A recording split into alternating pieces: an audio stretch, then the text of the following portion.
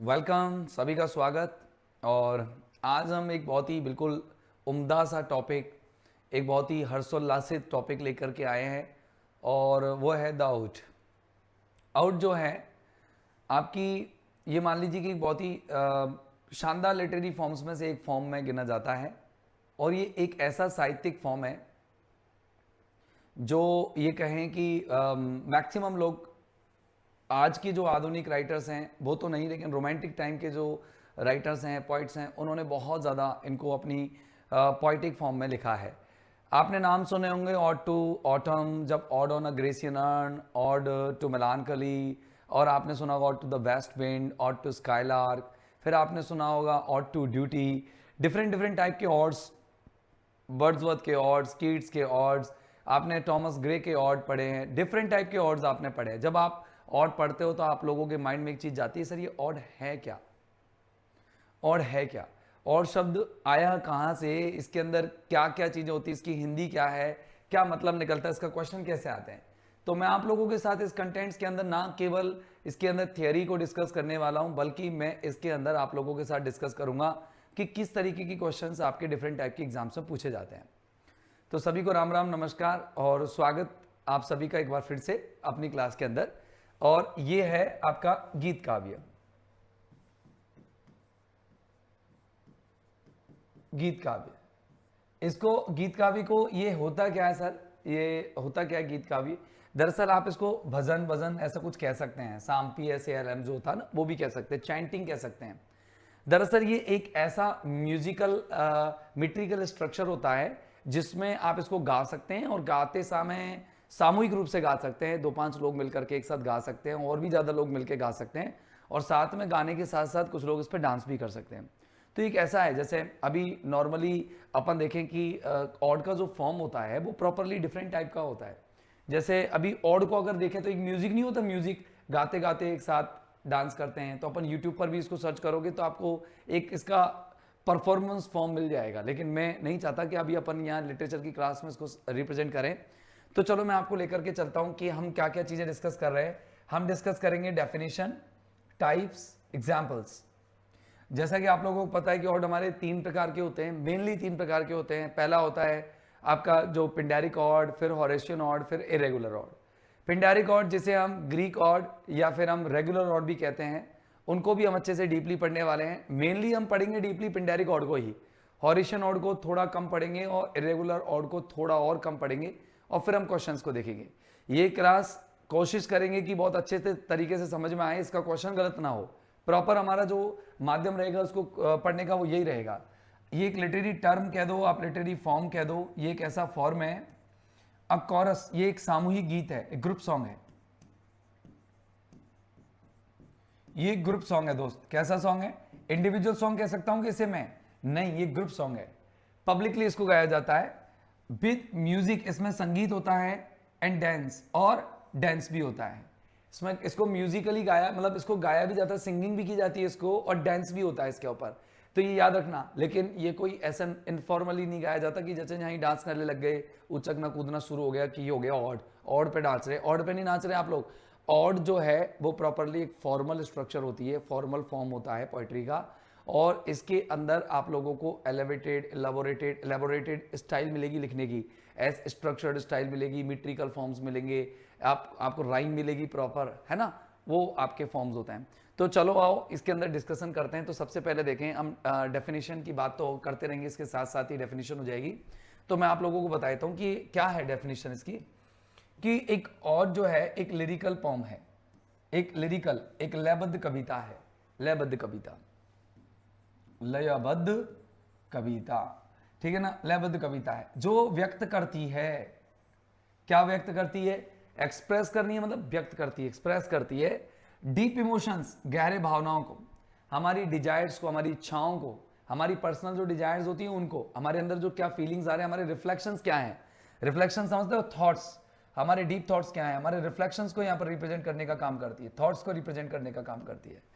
Often, अक्सर, in praise, ये प्रशंसा में गाई जाती है, ध्यान रखना, ये प्रशंसा में गाई जाती है, ये वर्ड याद रखना, प्रशंसा में गाई जाती है।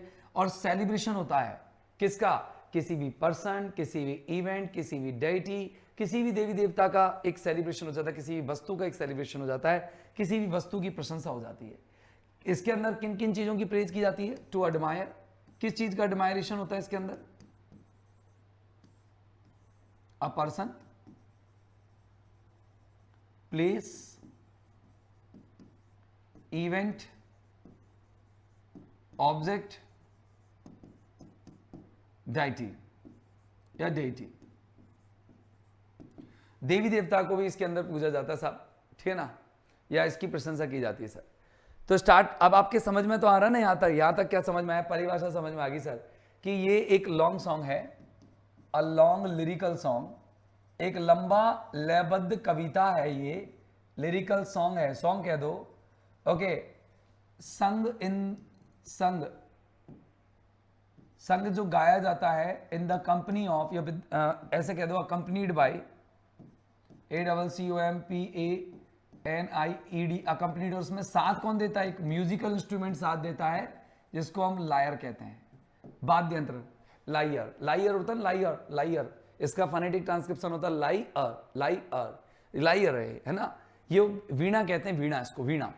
तो ये एक लंबा सॉन्ग है, लंबा, ध्यान रखना, छोटा सॉन्ग नहीं होता, कहीं आप सोचो 5-7 लाइन में एंड हो जाए। हाँ, लंबा लिरिकल सॉन्ग होता है, ये बहुत लंबा होता है सॉन्ग, और इसको साथ में गाया जाता है एक लायर से, और डांस परफॉर्मेंस भी की जा सकती है इसके ऊपर। सिंगर्स इसमें, जो एक ग्रुप ऑफ सिंगर्स हैं वो उसमें गा सकते हैं, और ये कह सकते हैं कि आप एक जैसे कॉयर ऑफ सिंगर्स इसमें गा सकता है।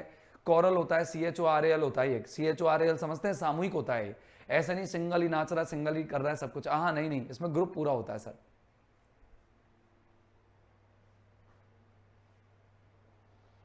हाँ, अब देखना, ये जो शब्द है वो आया कहां से? आपसे क्वेश्चन पूछे, ये शब्द आया कौन सी भाषा से? चलो मेरे पास 4 ऑप्शंस हैं, आप बताओ ये कौन सी भाषा से आया? ग्रीक, लैटिन, फ्रेंच और जर्मन। खटाक से बताओ कि मुझे इन चारों भाषाओं में से बताओ कि किस भाषा से आप लोगों का ये जो ऑड शब्द है वो उत्पन्न हुआ है, किस भाषा से उत्पन्न हुआ है। अगर आपसे पूछा जाए कि भाई किस भाषा से आया है, तो साफ साफ मुझे बता दो कि ये सब इस भाषा से आया है, फटाफट से बता दो। ये आया है दोस्त, जल्दी जल्दी बताओ यार, मैं उम्मीद कर रहा हूं कि आप लोग ही बता दें। 1 मिनट के लिए मैं कमेंट्स थोड़ा सा नीचे कर देता हूं।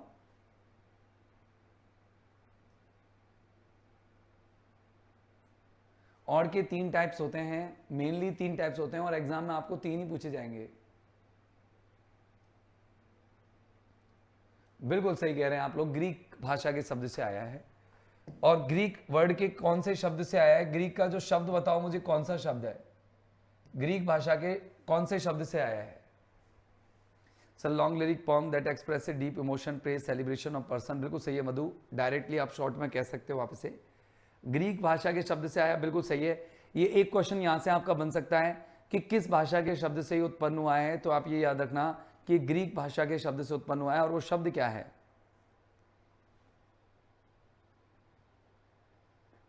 बिल्कुल, निकिता, कविता, मधु, शशि, ओडम। चलो और बताओ, बताने की कोशिश करो। इसके अलग अलग नाम हैं, मतलब इसको अपन ग्रीक भाषा में जैसे कई जगहों पर लिखा हुआ है कि ओडियम से आया है, और कहीं पर लिखा हुआ है ऑडियंस से आया, ऑडियंस से, ठीक है ना, ओके। और कहीं कह रहे, कोई कह रहे कि ऑडियंस से नहीं आया सर, ये है ना एडेन से आया है, AEIDEIN, ये इसी शब्द से आया है। कई अलग अलग बोलते हैं लोग इसको, है ना, अलग अलग शब्द से बोलते हैं। OED से आया है, कोई कह रहे OED से आया है। तो खैर कोई नहीं, अपन को अगर इनमें से कोई चारों में से पूछ ले तो अपन किसको आंसर लगाएंगे? या OED पूछ ले, ऑडियन पूछ ले, एडेन पूछ ले, तो अपन क्या आंसर लगाएंगे? हमारा आंसर ये होगा, ये वाला। कंफ्यूजन बिल्कुल जीरो है ना, कतई कंफ्यूजन नहीं होना चाहिए इसको आंसर में ठोकने में। यहां पर ये याद रखना है आपको, एडियन लगाना है आपको, AEIDEIN, ओके, याद रख लेना आप। हाँ, इसका जो मीनिंग होता है, इसका मतलब होता है टू सिंग। क्या करना? टू सिंग, गाना, और टू चैंट, या फिर बुदबुदाना। सर बुदबुदाते ना, ऐसे भजन करते हैं, ऐसे जैसे ऐसे करते हैं ना, तो भजन बुदबुदाते हैं, ठीक है ना। और जैसे कृष्णाय वासुदेवाय हरे परमात्मा ने, ऐसे गाते हैं कई लोग भजन करते हैं, तो वो उसको चैंटिंग कहते हैं, ठीक है ना। हाँ, अब आपसे ये पूछा जाए कि बताओ ये संग किया जाता है, गाया जाता है, इसमें पॉइंट देखना, मैं बहुत सिंपल पॉइंट लेके आया हूं आप लोगों के दिमाग में, हिंटिंग पॉइंट्स है ये याद जल्दी रहता है। बताओ उसको कैसे गाया जाता है? पब्लिक में गाया जाता है, प्राइवेटली, ऐसे पर्सनली, घर में गा लो, घर में रो लो, घर में सो लो, ऐसे ही होता है ये? बताओ कैसे होता है ये?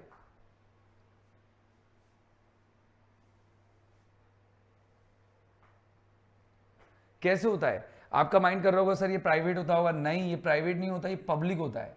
ये आम पब्लिक में गाया जाता है, आम पब्लिक में सुनाया जाता है, खूब जोर जोर से चल्ला चल्ला करके गाया जाता है ना। और वीणा बजाते हैं संग संग, बढ़िया बढ़िया से वीणा बजाते हैं, पब्लिक में होता है।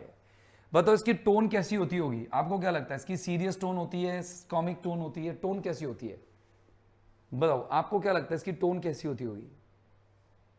पब्लिक, बिल्कुल सही है सर, जब किया जाता है, बिल्कुल पब्लिक होती है, ठीक है मान लिया, लेकिन आप मुझे बताओ उसकी टोन कैसी होती है? सीरियस टोन कहते हैं या फिर ये कोई नॉर्मल मान लो कि कॉमिक में टोन में आएगा, तो टोन कैसी होती है इसकी?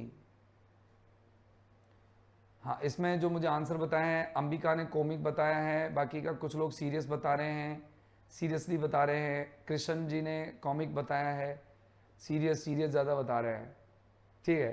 तो इसकी जो टोन है ना दोस्त, वो सीरियस होती है, कॉमिक नहीं होती है, ये याद रखना। इसकी सीरियस टोन होती है, सीरियस सब्जेक्ट होता है, इसमें विषय बहुत ही गंभीर लिए जाते हैं, ऐसे नहीं थोड़ा मजाक मजाक में। इसमें फनी वर्ड्स यूज नहीं होते, देखना, फनी और ह्यूमर वर्ड्स, जो हास्य के वर्ड्स और मजाकिया शब्द इसमें कभी यूज नहीं होते। तो बताओ यूज्ड और नॉट यूज्ड, तो कभी यूज नहीं होते, आर नॉट यूज्ड, कभी यूज नहीं होते। एलेबोरेटेड होती है, एलिवेटेड स्टाइल होती है लिखने की, बिल्कुल रिफाइंड स्टाइल में लिखा जाता है, रिफाइंड स्ट्रक्चर होती है, लैंग्वेज होती है, डिग्निफाइड और रेस्पेक्टफुल वे में लिखा जाता है, बिल्कुल उसमें सीरियस सब्जेक्ट होता है। बताओ कोई दिक्कत थोड़ी ना है, बहुत बढ़िया, शाबाश। ये सारे पॉइंट्स क्लियर हो गए यहाँ तक। पहला पॉइंट, एक लॉन्ग लिरिकल पोएम है जो कि किसी लायर नाम के वाद्य यंत्र के साथ गाया जाता है, ग्रीक भाषा से निकला है, एडिन शब्द से उत्पन्न हुआ है, और एडिन शब्द का मतलब होता है गाना या फिर क्या करना, बुदबुदाना। दरअसल ये एक कविता है और जो व्यक्त करती है मानवीय भावों को, जिसमें प्रशंसा का भाव होता है, आनंद का भाव होता है, वो हर्षोल्लास का भाव होता है, जो किसी व्यक्ति, वस्तु, स्थान, भाव, जाति, कोई भी चीज अपन कह सकते हैं, नाउन की परिभाषा पूरी लगा दो इसमें, सबके लिए आता है। अब इसको पब्लिकली गाया जाता है, ये सीरियस टोन में होती है और इसमें फनी और ह्यूमरस वर्ड्स का यूज नहीं किया जाता है। अब अगर अपन की कैरेक्टरिस्टिक्स देखें तो कैरेक्टरिस्टिक्स आपको ये पॉइंट्स याद रखने हैं, कभी नहीं भूलने हैं पॉइंट्स। दरअसल मैं इन पॉइंट्स के बारे में आपसे डिस्कस कर देता हूं कि एक फॉर्मल टोन होता है, फॉर्मल टोन मतलब एक औपचारिक लय होती है इसके अंदर।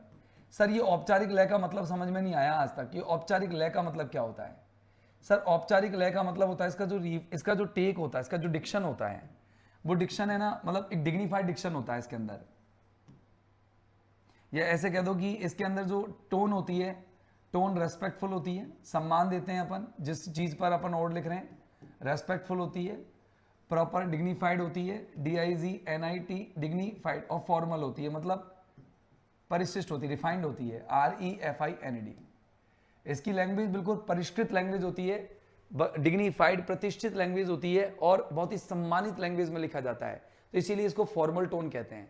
इसमें सब्जेक्ट मैटर इसका सीरियस होता है, ठीक है ना। एलिवेटेड लैंग्वेज मतलब होता है कि परिष्कृत भाषा, या ऐसा कह सकते हो आप कि जो उठी हुई भाषा या उत्कर्ष भाषा आप इसको कह सकते हो, उत्कर्ष भाषा इसमें लिखी जाती है। सर उत्कर्ष भाषा का मतलब क्या होता है? सर उत्कर्ष भाषा का मतलब होता है कि इसके अंदर जो लैंग्वेज होती है वो प्रॉपरली जो है वो एक हाई डिक्शन में होती है, कंप्लीट डिक्शन होता है इसके अंदर। तुकबंदी, लयबंदी जो होते हैं वो बहुत अच्छा डिक्शन होता है इसके अंदर, ठीक है ना। स्ट्रक्चरल होता है, ऐसा नहीं कि आप इसको अनसिस्टमेटिकली लिख दो, स्ट्रक्चरल होता है, स्ट्रक्चरल डिक्शन होता है पूरा। इसके अलावा अगर एलेबोरेटेड मानी होता है सुसज्जित, परिष्कृत। ये परिष्कृत क्या होती है? इन स्टेंजाइक स्ट्रक्चर। हालांकि वो स्टेंजा जैसे कई जगहों पर तो आपको 2-2 लाइन के स्टेंजा दिख जाएंगे, 2 लाइन्स के, कई जगहों पर आपको 4-4 लाइन्स के स्टेंजा दिख जाएंगे, हालांकि लेकिन स्टेंजाइक फॉर्म में होती है ये, इसके अंदर स्टेंजाज होते हैं। तो आपके दिमाग में सेट रखना है कि परिष्कृत स्टाइल होती है स्टेंजाज की। जैसे मैं आप लोगों को बताता हूं, जैसे आपके कुछ मैंने यहाँ पर निकाले हुए हैं ऑड्स, तो देखो यहाँ पर आप अच्छे से समझना, स्टेंजाज होते हैं। जैसे देखो आप इसको देखना, ये है आपका ऑड टू ऑटम। अब ऑटम पर थोड़ी सी नजर मारना आप, 1 2 3 4 5 6 7 8 9 10 11, ये 11 लाइन का एक स्टेंजा है। कितने लाइन का स्टेंजा? देखो यहाँ पर गिनोगे आप, 1 2 3 4 5 6 7 8 9 10 11। अब अगले स्टेंजा को देखते हैं, अगला स्टेंजा चालू हो रहा है। अब अगला स्टेंजा देखो, 1 2 3 4 5 6 7 8 9 10 11, ठीक है ना। अब अगला स्टेंजा देखो आप, अगला स्टेंजा देखो, फिर आ रखा देखो, 1 2 3 4 5 6 7 8 9 10 11 11 लाइन दिख रही है ना आपको। चलो ये तो अपन ने किस पे लिखा है, आपने देखा ये ऑट टू ऑटम। अब ode to the west wind जो पीवी शैले ने लिखा है, देखो 3-3 लाइन के इसमें स्टेंजास बने हुए हैं। देखो ये 1 2 3 लाइन के नहीं, 3, अब देखना 3 के बाद 4 5 और 4 लाइन, 4 तो है 3 लाइन के स्टेंजा, और एक क्या है आपका सोनेट फॉर्म, ऐसे कह दो कि ये कैंटो सोनेट फॉर्म में है, और ये वियर हियर ये आपका जो सोनेटिक जो लास्ट में कपलेट होता है ना, ठीक वैसे एंड किया हुआ है इसको। तो ये हो गया। फिर ऐसे देखो इसमें भी ये सेम 4 ये स्टेंजा हो गए, ये कपलेट हो गया, ये 4 स्टेंजा हो गए 3 लाइन के, ये 4 टर्सेट्स हो गए, तो एक कपलेट हो गया। ये प्रॉपर स्टेंजिक फॉर्म में लिखा जाता है। अब चलो ये तो हो सकता है मैंने साहब, ये प्रोग्रेस ऑफ पोइजी है। अब प्रोग्रेस ऑफ पोइजी में आप लाइन देखो, आप 1 2 3 4 5 6 7 8 9 10 11 12, अब 12 हो गई इसके अंदर। अब देखना फिर से देखना 1 2 3 4 5 6 7 8 9 10 11 12 होगी। तो ये प्रॉपर क्या है, स्टेंजास फिक्स होते हैं। ऐसे नहीं कि कोई 4 का कर दिया तो कोई 3 का कर दिया तो कोई 2 का कर दिया, जैसे कई और हो जाते हैं, तो नॉर्मली उनमें इतनी चेंज होते हैं। अब जैसे और तो आपके उसने भी लिखे पिंडेरिक और, क्या नाम से आपके ये इसने जॉन ड्राइडन ने लिखे ना, आपने जैसे ग्रेड फर्स्ट में भी पढ़ा होगा, ग्रेड सेकंड में भी पढ़ा होगा आपने। एक तो a song for Saint Cecilia पढ़ा था, सेंट सिसिलियाज डे, तो उसमें भी आपने देखा कि कोई ऑड थी वो पिंडेरिक ऑड ही तो थी। तो अभी उसमें क्या है, कुछ स्टेंजर्स बड़े थे, कुछ छोटे थे, कुछ बड़े थे, कुछ छोटे थे, कुछ बड़े थे, कुछ छोटे थे। आपने फिर उधर पढ़ा था फर्स्ट ग्रेड में भी पढ़ा था अलेक्जेंडर्स फीस्ट, वो भी ऑड पढ़ा था। उसमें भी क्या है, ऐसे ही थी, कुछ स्टेंजा छोटे, कुछ स्टेंजा बड़े, कुछ छोटे कुछ बड़े, ऐसे। तो कहने का मतलब जॉन ड्राइडन ने उनको प्रॉपर पैटर्न में नहीं लिखा, लेकिन मेनली इसको बहुत ही परिष्कृत स्टेंजा के स्ट्रक्चर में लिखते हैं। लॉन्ग लिरिक पॉइम होती है, लंबी गाई जाती है, ये लिरिक्स से तो बहुत बड़ी होती है। ओके, बिगर देन और लॉन्गर देन लिरिक। लिरिक और अपन इसके बीच में कंपैरिजन भी करेंगे, ठीक है ना। और मैं ना हाँ बिल्कुल बहुत बड़ी तरीके से अपन इसको समझेंगे सर जाइम lyrics literary team term stanza in proper order होता है जो एलाबोरेटेड लैंग्वेज होती है, बिल्कुल जी में lyrics rhyme in irregular form means,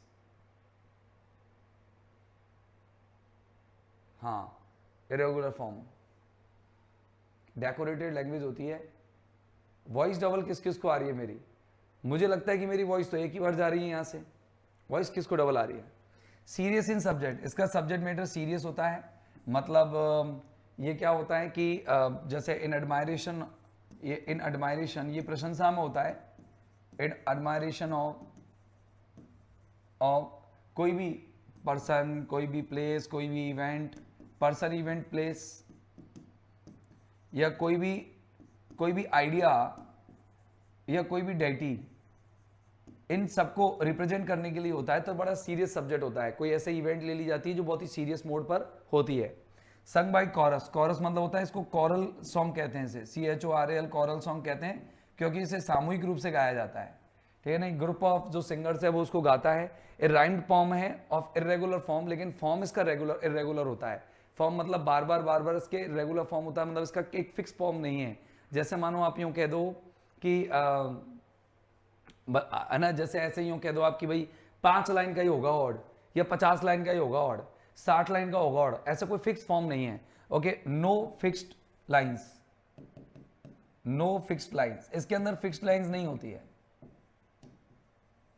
okay, no fixed lines in stanza, ऐसे भी नहीं है कि स्टेंजा के अंदर भी कोई लाइन फिक्स्ड हो।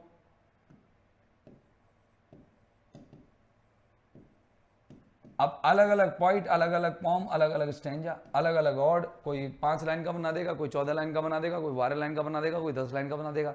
ऐसे भी नहीं है जैसे टर्जा राइमा की तरह फिक्स हो या ओटावा राइमा की तरह फिक्स हो, ऐसे कोई इसमें ऐसे नहीं होता सोनेट की तरह फिक्स हो। सोनेट में क्या होता है, सोनेट के अंदर आप लोगों को 14 लाइन लिखनी होती है, कटल सोनेट में ये लाइन लिखनी होती है, फिक्स होता है ना। लेकिन यहाँ स्पेंसिव स्टेंजा में इतनी लाइन लिखनी है, लेकिन इसमें कोई फिक्स नहीं है, आप कोई कितनी भी लाइन लिखो, कोई ऐसा वो नहीं है। स्टेंजा अलग अलग हो जाते हैं। राइम्ड फॉर्म होती है, पॉइंट में राइम जरूर होती है। अब राइम में ज़्यादा पेंटामीटर होता है, ट्रॉकिक हो जाता है, ठीक है। अब देखो नॉर्मली अपन जैसे इनकी बात करें तो देखो यहाँ पर अपन इसकी बात कर रहे हैं, ये प्रोग्रेस ऑफ पोइजी है टॉमस ग्रे की। इसको देखो, O sovereign of the willing soul, parent of sweet and solemn breathing airs, enchanting, okay enchanting shell the sullen cares. अब इसमें कहीं ना कहीं देखो आप ये देखेंगे, O sovereign of the willing soul, 1 2 3 है ना, मैंने ऐसे लिख दिया 4 5 6 7 8। अब इसके अंदर ये टेट्रामीटर है, इसके अंदर ये टेट्रामीटर है।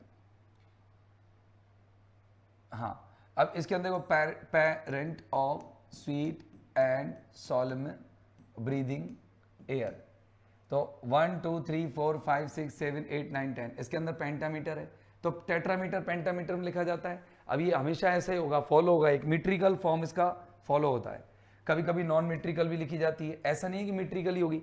तो कहने का मतलब एक राइम्ड पोइम होती है, पोम तो राइम होगी, इसमें राइम होगी, राइम लास्ट में आती है, मीट्रिकल फॉर्म में भी होती है, राइम भी लास्ट में आती है। देखो राइम देखो आप, soul airs cares control, war car command hand, king wing, देखो किंग विंग, लाई आई, ठीक है ना, command hand, war car cares control, ये soul airs cares control, soul airs care control, ऐसे।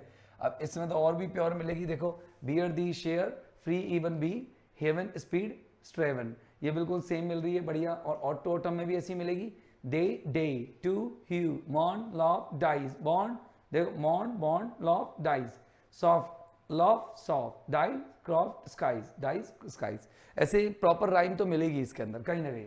तो राइम मिलती है, और राइम के अलावा इरेगुलर फॉर्म रहता है इसके अंदर, कोई स्टेंजा सेट नहीं होता, कितने लाइन का होगा कितने नहीं होगा। ये स्ट्रोफी एंटी स्ट्रोफी हम पेंडेरिक ऑर्ड में पढ़ेंगे सर।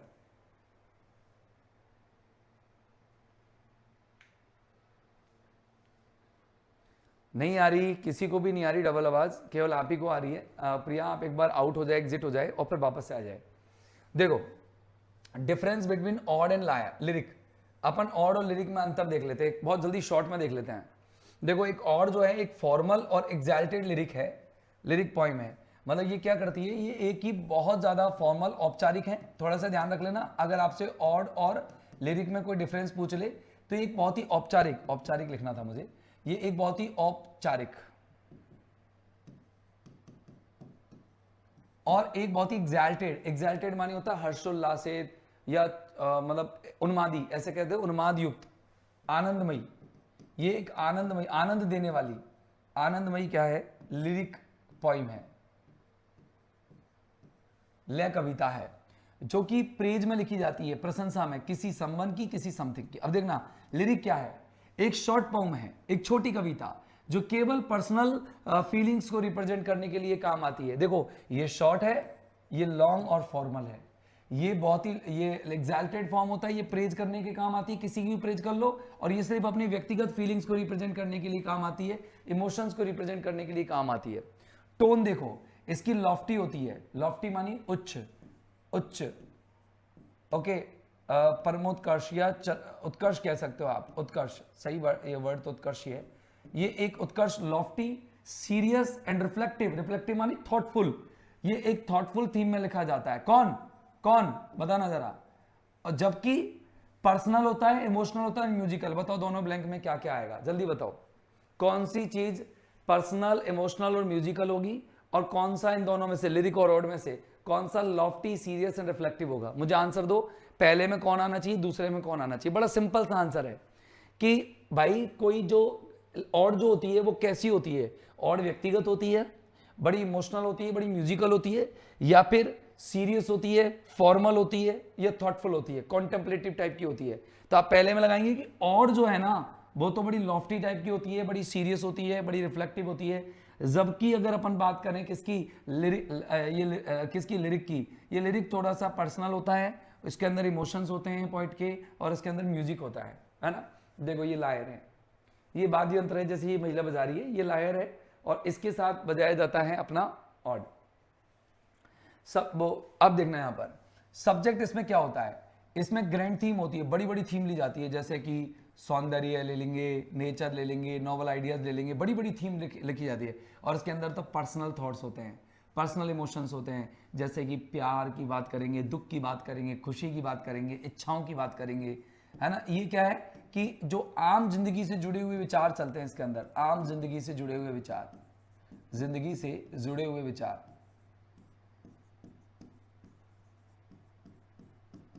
और इसके अंदर हम लोग देखेंगे तो ये हाईली एलिवेटेड होती है, तो इसके अंदर जो थीम्स होती हैं, ग्रैंड थीम्स होती हैं, ओके, ग्रैंड आइडियाज होते हैं, ग्रैंड आइडियाज होते हैं, जैसे कि प्यार की बात करेंगे, दुख की बात करेंगे, इच्छाओं की बात करेंगे, है ना। ये क्या है कि जो आम जिंदगी से जुड़े हुए विचार, आम जिंदगी से जुड़े हुए विचार। और इसके अंदर हम लोग देखेंगे तो ये हाईली एलिवेटेड होती है, तो इसके अंदर जो थीम्स होती हैं, ग्रैंड थीम्स होती हैं, ओके, ग्रैंड आइडियाज होते हैं। बड़े आइडियाज पर लिखी जाती है। कोई भी चीज की प्रशंसा करनी होगी तो लिख दे। तो पहले में ऑड आएगा, फिर दूसरे में लिरिक आएगा। पहले में ऑड ले लो, दूसरे में लिरिक ले लो, LYRIC लिरिक, ठीक है ना। अब देखना स्ट्रक्चर की बात कर ले कोई कि यूजुअली हैज अ कॉम्प्लेक्स और इरेगुलर स्ट्रक्चर। अब बताओ ऐसी कौन सी चीज है जिसका स्ट्रक्चर जटिल है लेकिन अनियमित है। भाई जटिल और अनियमित स्ट्रक्चर तो किसका होगा, ऑड का। अपन ने पढ़ा ऑड का स्ट्रक्चर जटिल होता है, हॉरिशियन ऑड अलग होते हैं, इरेगुलर ऑड अलग होते हैं, कोई की फॉर्म कैसी, कोई की फॉर्म कैसी, कोई का मेट्रिकल स्ट्रक्चर कैसा, कोई का पैटर्न स्ट्रक्चर ऐसा। तो ये सब कहने का मतलब जिसके अंदर जटिलता होती है और अनियमितता होती है वो तो होता है ऑड, और जो छोटी होती है सामान्य म्यूजिकल होती है वो होता है आपका लिरिक, है ना।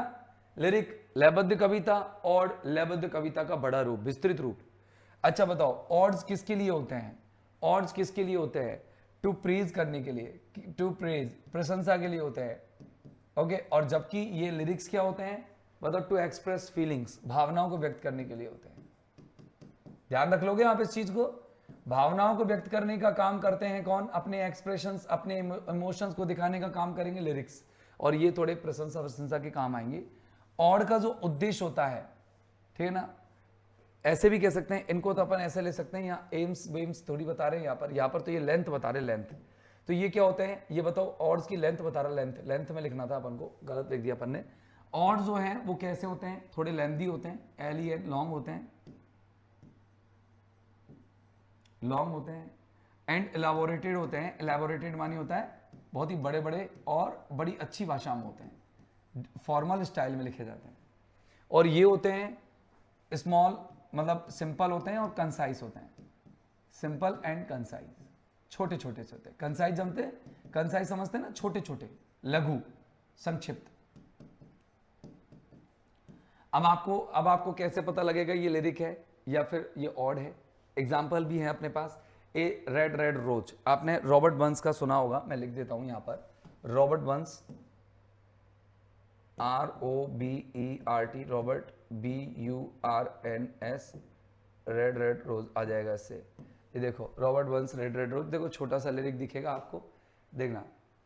ऑड्स तो बड़े होते हैं, आप जितने भी ऑड्स हैं इनकी शक्ल दिखाऊंगा मैं आप लोगों को, तो लिरिक है, 4-4 लाइन का ये स्टेंजा है, ये लिरिक खत्म, इतना सा लिरिक है।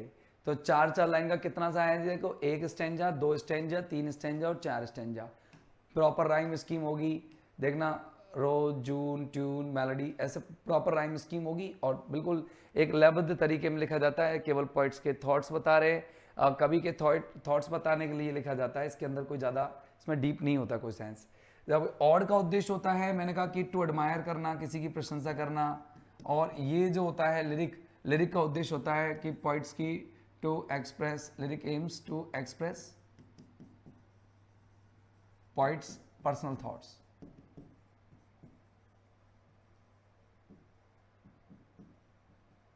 ये लो साहब, ये बहुत ही कॉमन सी चीजें हो गई। अब एग्जांपल्स देख करके इनको खत्म करते हैं। तो देखो ऑड टू नाइटिंगेल, ये आपका जॉन कीट्स का क्या है, ऑड है, और लिरिक क्या है, a red red rose, Robert Burns, ये कंप्लीट हो गया।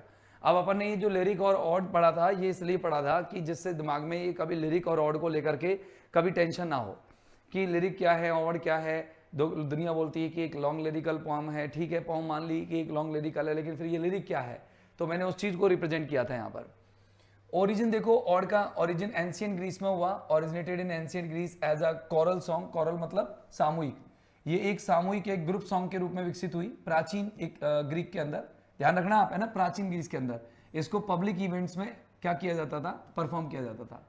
कुछ पॉइंट्स थे, जैसे कि आपको पता है एक रोमन पॉइंट थे, रोमन और ग्रीक पॉइंट। बताओ ग्रीक पॉइंट कौन से और रोमन पॉइंट कौन से, खड़ाक से बताओ किन किन से जुड़ रहे थे ये, ग्रीक और रोमन पॉइंट। जो नाम बताएगा उसको उधार 1 रुपए की नाम है भैया, जो नाम बताएगा उसको उधार 1 रुपए की नाम। देखो बताओ कि कौन कौन बताएगा यहाँ पर कि किस पॉइंट से ये जुड़ी हुई थी। एक ग्रीक पॉइंट था, एक रोमन पॉइंट थे, इन दोनों से जुड़ी हुई थी ये, नाम बताओ।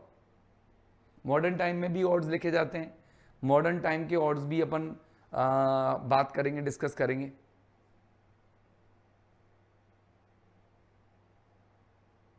कल इसके क्वेश्चंस लेके आएंगे आपको, है ना, बढ़िया से, अगले जो मतलब और क्वेश्चंस भी करेंगे हम लोग सॉल्व बढ़िया से। ग्रीक तो पिंडार है, मोहिनी ने बताया है, सही है। यहाँ तो पिंडार आएंगे और यहाँ आएंगे पिंडार का संबंध किससे, कौन सी बीसी से है? पिंडार का संबंध है 5th सेंचुरी बीसी से, 5th बीसी से।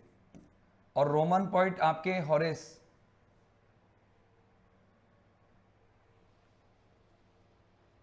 सुरभि ने कुछ नहीं बताया यार, तुम बताते नहीं हो यार। ये हॉरेस हैं और इनका संबंध 1st बीसी से है।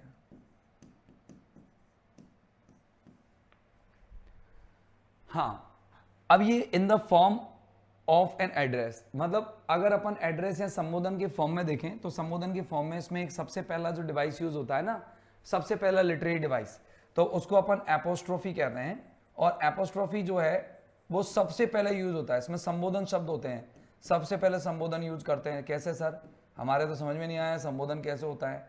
इसमें संबोधन होता है एड्रेस, म्यूजिक को एड्रेस करते हैं, एड्रेस्ड, इसमें कोई ना कोई चीज एड्रेस करते हैं। अब वो एड्रेस कैसे होता है देखो मैं बताता हूं। देखो संबोधन आएगा शुरुआत में, देखो ओ, देखो ये आ गया ओ, ये अपोस्ट्रोफी है। ओ वाइल्ड वेस्ट विंड दाओ, ये संबोधन है। Thou breath of human autumn's being, thou from whose unseen presence the leaves dead are driven like ghost from an enchanter या एनकाउंटर फ्लीटिंग। कि अरे पश्चिमी, अरे जंगली पश्चिमी हवा, तुम ऑटम की जो बीइंग है, आत्मा है उसकी, क्या है, ब्रेथ हो, ठीक है ना। ओके, इसके बाद में तुम उन अनसीन, तुम वो हो जिसकी अनसीन प्रेजेंस से जो है, जो वो पत्तियां हैं जो मरी हुई हैं, वो ड्रिवन, वो भाग लेती हैं, बिल्कुल वैसे ही जैसे कि गोस्ट हैं जो किससे, एक जादूगर के वहां पर आगमन से भाग जाते हैं। ठीक ऐसे ही इसमें यहाँ पर संबोधन, यहाँ पर एड्रेस किया गया है वाइल्ड वेस्ट विंड को। और यहाँ पर देखेंगे आप प्रोग्रेस ऑफ पोइजी में, अवेक, जागो, एओलियन लायर, जाग जाओ एओलियन लायर। ओके, यहाँ पर देखो ये वाद्य मतलब इस वाद्य यंत्र को क्या कर रहा है, अवेक कर रहा है। Awake and give to rapture all thy trembling strings. तो दाई जो है यहाँ पर THY, ये एड्रेसन होता है, संबोधन होता है।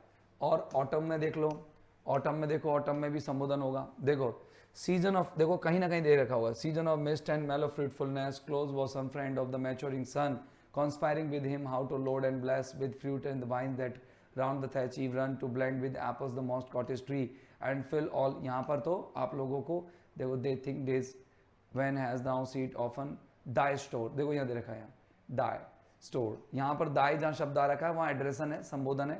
तो इसके अंदर जो मेन डिवाइस होता है लिटरेरी डिवाइस, आपसे कोई पूछे कि इसमें लिटरेरी डिवाइस कौन सी है, तो आप लोग कहेंगे कि सर इसमें जो चारों तरफ सराउंड करती है मेन जो लिटरेरी डिवाइस है वो उसमें संबोधन होता है। जिस चीज पर हम वर्ड लिख रहे हैं उस चीज का हम बार बार संबोधन करेंगे और उसी को अपन अपोस्ट्रोफी शब्द कहते हैं।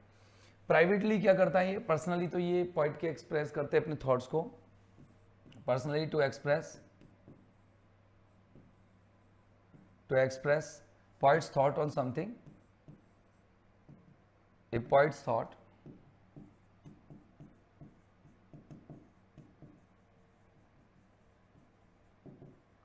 on something and someone, किसी पर कवि के विचार दिखाए जाते हैं, someone। और दूसरी चीज इसमें खास होती है कि पब्लिकली में ये क्या होता है, टू एडमायर करने के लिए आता है, टू एडमायर और टू सेलिब्रेट।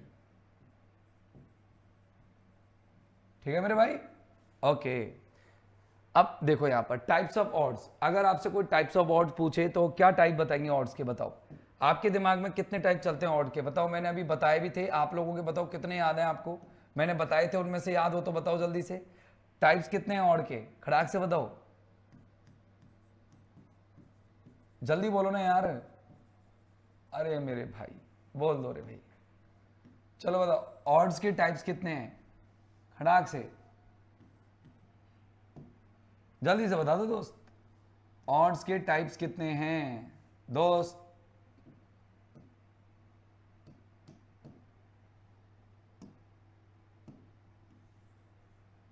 जल्दी जल्दी बता दो।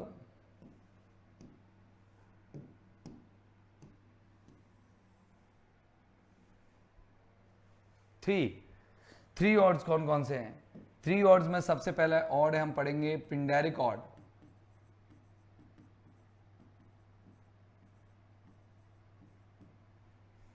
दूसरा हम पढ़ेंगे हॉरेशियन ऑड,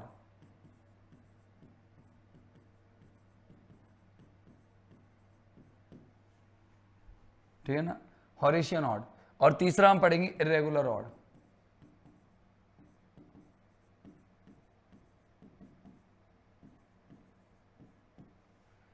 इसको हम ग्रीक ऑड के नाम से भी जानते हैं।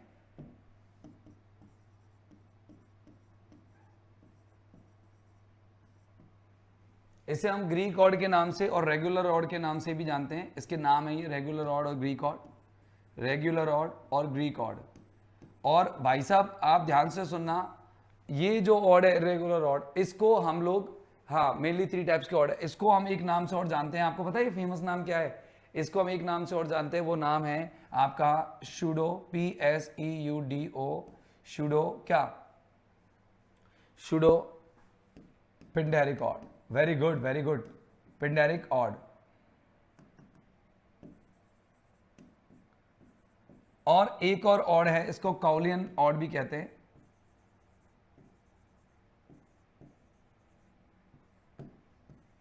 ओके, ये अपन के ऑड हो। अब ये थोड़े नाम है इनके दूसरे। अब ये जो ऑड है पिंडेरिक ऑड, ये बताओ किसने डेवलप किए? Developed by, DEVELOPED, developed by, किसके द्वारा डेवलप किए गए थे? ये डेवलप किए गए थे मेनली खास तौर से किसके द्वारा ये डेवलप किए गए थे? आपके पिंडार के द्वारा। और इन्हें डेवलप किसने किया था? Developed by Horace. ये ग्रीस के थे या ये ग्रीक थे और ये रोमन थे, और इनसे संबंध है आपका अब्राहम काउले का।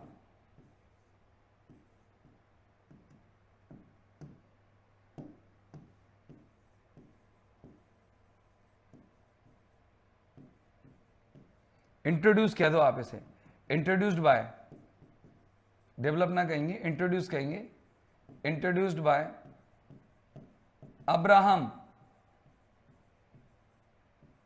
काउले।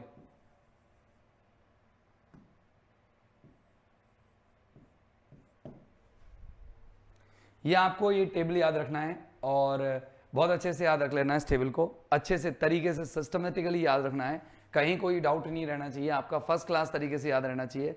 ये हमने पूरा कर लिया है और यहाँ पर हमने ये इसका क्लासिफिकेशन पूरा कर लिया है। अब चलते हैं हम पिंडेरिक ऑड की तरफ। पिंडेरिक ऑड को हम किस नाम से जानते हैं? मैंने अभी बताया कि पिंडेरिक ऑड है क्या सर, बताओ।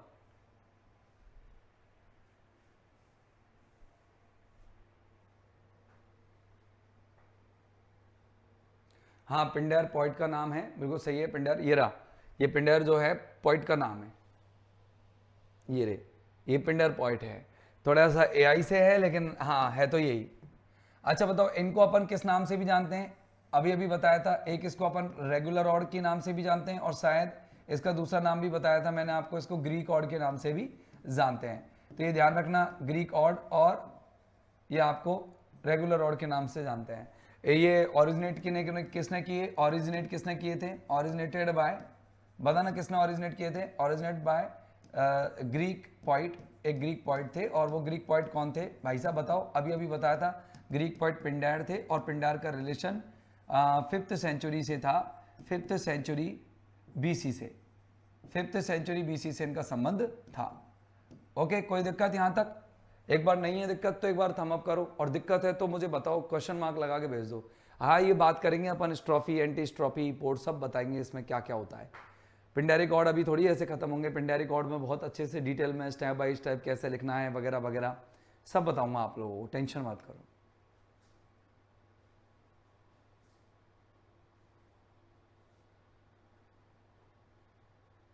आज तो अपन इसी स्लाइड को पढ़ेंगे, बाकी का अभी तो स्लाइड इसमें करीबन 39 स्लाइड्स हैं क्वेश्चन सहित, और मैं अभी 10वीं नंबर की स्लाइड पे हूँ, 10वीं नंबर की स्लाइड पे हूँ, और इसमें 39 स्लाइड्स हैं। आप ये क्वेश्चन जब इसको पढ़ लोगे ना तो गारंटी है कि अगर यहाँ से कोई क्वेश्चन गलत हो जाए, कितना भी डीपली पूछ ले, वो गलत नहीं होगा, है ना? बिल्कुल सबका क्लियर है। डेफिनेशन क्या है? तो ये कहेंगे कि it is a long lyric, it is a long lyric in regular form in regular form to praise or to celebrate something.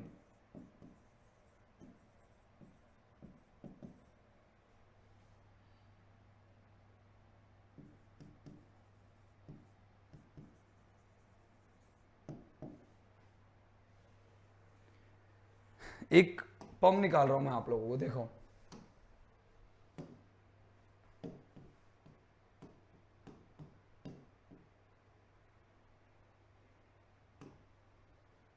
देखो ये सुनो,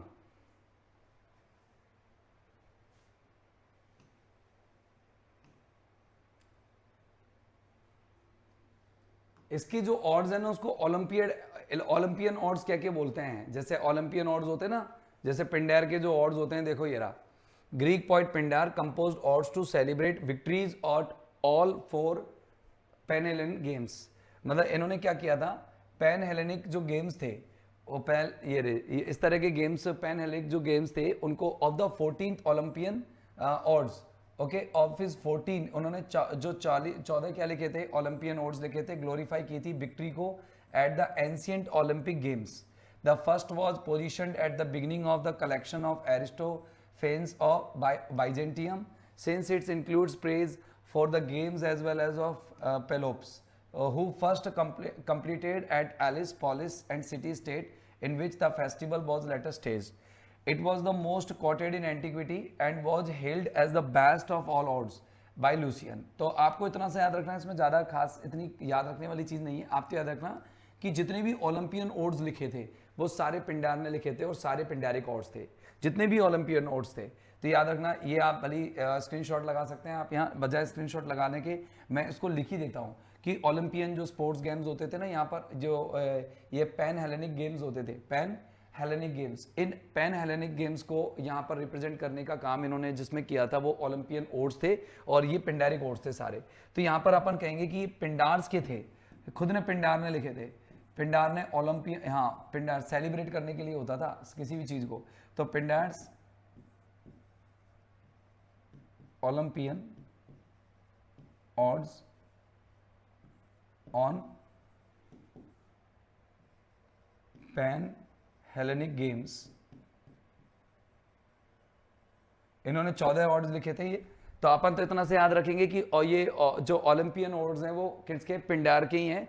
और इरेगुलर इन, ये किस चीज में इरेगुलर होते हैं, इरेगुलर इन स्ट्रक्चर्स, ये स्ट्रक्चर में इरेगुलर रहते हैं, इसका स्ट्रक्चर फिक्स नहीं होता, ठीक है ना, कोई फिक्स नहीं होता। मैं बताऊंगा आपको कि कैसे फिक्स नहीं होता। इसके अलावा मीट्रिकल फॉर्मेट भी बिल्कुल मीट्रिकल जो फॉर्म है इसका वो भी सही नहीं होता, कोई जरूरी नहीं है रेगुलर हो, मीट्रिकल फॉर्म इसका इरेगुलर होता है, लेकिन वैसे रेगुलर ऑड है ये। तो नाम इनका रेगुलर है लेकिन इनका मीट्रिकल फॉर्म और स्ट्रक्चर्स इरेगुलर होते हैं। ये याद रखना कि वैसे रेगुलर है लेकिन इनका ये चीज याद रखनी है आपको कि स्ट्रक्चर्स और इसके जो मीट्रिकल फॉर्म है वो आपका इरेगुलर देखने को मिलेगा। जैसे मैं आपको यहाँ पर एंशिएंट ओलंपिक इसका दे लेते हैं, देखो पोएट्री,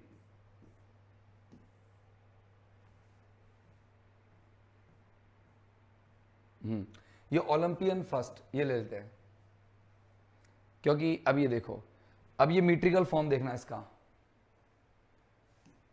वन मीट्रिकल फॉर्म देखना, ये छोटी लाइन फिर छोटी लाइन फिर अजीब से, ये देखो फिर लंबी लाइन, फिर देखो फिर लंबी लाइन, मीट्रिकल फॉर्म सर्टेन नहीं होता। देखो लाइन देखो इसकी, यहाँ पर 3 3 दूनी 6 3 3 9 3 चौको 12 3 5 15 17 और 3 3 दूनी 6 3 3 9 3 चौको 12 14 15 16 17 18 19 और फिर देखो फिर बढ़ गई, फिर छोटी फिर बढ़ गई, देखो फिर बढ़ गई, देखो ये और बढ़ गई। तो ये इसका प्रॉपर ये जो फॉर्म है ना ये ऐसे होते थे, ठीक है ना, ये बड़े बड़े होते थे, ये इंग्लिश में ट्रांसलेट की गई है, ठीक है ना। अभी ये ऐसे इसके ऑड्स होते थे, तो कहने का मतलब इनके ऑड्स जो हैं मीट्रिकल नहीं होते थे सर, ठीक है ना। तो देखना मोर अबाउट, हम पिंडारिक ऑड के बारे में पढ़ेंगे। तो मैंने आप लोगों को बताया कि इसके अंदर 3 तरह के ऑड्स होते हैं और मैंने आपको बताया था कि इसमें हॉरेशियन ऑड बताए थे ना आपको, टाइप्स ऑफ ऑड्स। इसमें क्या क्या बताए थे, एक तो बताए थे आपको पिंडारिक ऑड्स, और पिंडारिक ऑड्स के अलावा पिंडारिक ऑड्स बताए, इसके अलावा आपको हॉरेशियन ऑड्स बताए, और हॉरेशियन ऑड्स के अलावा आपको क्या बताए थे, हॉरेशियन ऑड्स, और एक बताए थे मैंने आप लोगों को इरेगुलर ऑड्स। अब बारी बारी करके एक एक को पढ़ लेते हैं इनमें से, और इनको डीपली पढ़ेंगे क्योंकि क्वेश्चन डीपली आएगा ग्रेड 2 ग्रेड 1 के अंदर।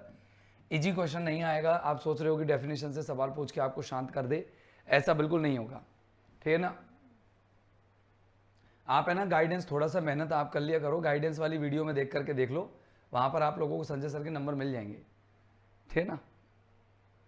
अब ये हमने कर लिया था। यहां देखिए इसका जो नेम है, मतलब पिंडारी कॉर्ड्स के बारे में जान रहे हैं, तो पिंडारी कॉर्ड का नाम पिंडार पर पड़ा, और पिंडार जो है वो 522 से लेकर के 443 भी बीसी से मानते हैं, इसको 5th सेंचुरी मान सकते हैं बीसी का, 5th सेंचुरी बीसी। ऐसे शॉर्ट में याद नहीं रहे ना, तो आप इसको इतना सा याद रख लो कि 5th सेंचुरी बीसी इसको मान लो। पिंडार, पिंडार के बारे में कि अगर इनका जो स्ट्रक्चर देखें, इनके जो सनेट्स का जो सॉरी इनकी जो आपके ऑर्ड्स हैं, इन ऑर्ड्स का अगर स्ट्रक्चर देखें तो क्या स्ट्रक्चर होता है, मैं आप लोगों को वो स्ट्रक्चर बता रहा हूँ। इसके अंदर क्या है, एक तो होता है स्ट्रॉफी, एक होता है एंटी स्ट्रॉफी, STROPHE स्ट्रॉफी, फिर आता है एक एंटी स्ट्रॉफी ANTI STROPHE स्ट्रॉफी, और एक होता है ईपोड। ये इसका क्या कहलाते हैं, इसको कहते हैं अपन, ये पिंडारी कॉर्ड में ही होता है, खास तौर से पिंडारी कॉर्ड में इसको अपन ट्राइडिक स्ट्रक्चर कहते हैं, तीन पद वाली स्ट्रक्चर। सर ये हमारे समझ में नहीं आया ये होता कैसे है। जैसे इसमें क्या होता है कि जैसे ये हम इतने सारे ये 3-4 गायक हैं, ऐसे मान लो ये 3-4 गायक है, 3 गायक मान लो, सिंगर्स हैं ये 3, ये कॉयर है CHOIR, गायक मंडली है। अब ये क्या करेगी कि गाते गाते गाते स्टेज पर गाया जा रहा है ये, तो क्योंकि इसको गाया जा सकता है, इसको परफॉर्म भी किया जा सकता है, और परफॉर्म करने के अलावा इसमें लायर भी बजता है, तो अब इसको स्टेज पर परफॉर्म किया जा रहा है ना हॉर्ड को, तो ये ऐसे गाते गाते गाते गाते ये राइट की तरफ मूव करते हैं। तो जब ये राइट की तरफ मूव करते हैं तो दैट्स कॉल्ड स्ट्रॉफी, इसको अपन स्ट्रॉफी कहते हैं। मतलब इनके जो थॉट्स है एक ही तरफ चलते जाते हैं, मतलब सिंगल थॉट, जिसमें एक ही चीज को एलाबोरेट करते जाएंगे ये। फिर अब ये क्या करते हैं, ये तीनों लोग जो यहाँ पहुंच गए, यहाँ से फिर वापस आएंगे, ओके यहाँ फिर वापस आएंगे। अब ये यहाँ कहाँ आ रहे, राइट टू लेफ्ट आ गए। अब राइट टू लेफ्ट आ गए तो ये लेफ्ट में आए ना, तो अब इसको क्या कहते हैं अपन, एंटी स्ट्रॉफी। अब यहाँ पर इन्होंने विचार जो है रिवर्स कर दी है, रिवर्सल ऑफ थॉट्स, एंटी स्ट्रॉफी कहते हैं इसे। और फिर यहाँ बीच में आकर के, मिडिल में आकर के खड़े हो जाते हैं, मिडिल में आकर के लेफ्ट से मतलब राइट की तरफ मूव किए और मिडिल पर आकर खड़े हो गए, तो उसको कहते हैं स्टेबल कंडीशन, यानी कि कंक्लूजन, उसको कहते हैं अपन ईपोड। मैं आप लोगों को बता देता हूँ, जैसे मान लो कि मैं यहाँ खड़ा हूँ, अब यहाँ से गया मैं राइट, ओके राइट गया, मतलब राइट तो मेरा इधर होगा, तुम्हारा इधर होगा ना, इसलिए मैं इधर जा रहा हूँ। तो मान लो मैं यहाँ राइट गया, फिर मैं यहाँ से लेफ्ट गया, फिर मैं बीच में आकर के खड़ा हो गया, तो मैं जब राइट गया तो that was called strophe, and left गया एंटी स्ट्रॉफी, और फिर बीच में आके खड़ा हो गया, दैट्स कॉल्ड ईपोड। अब इसमें क्या होता है, जब पैसेज लिखे जाते हैं, स्टैंजाज लिखे जाते हैं, स्टैंजाज में क्या होता है, स्टैंजाज में इस तरीके से सेट करता है वो, ठीक है ना। तुम मेरे से पढ़ने कम, मेरे को कंप्लेंट ज्यादा करने आते हो, है ना, पढ़ने कम कंप्लेंट ज्यादा करने आते हो।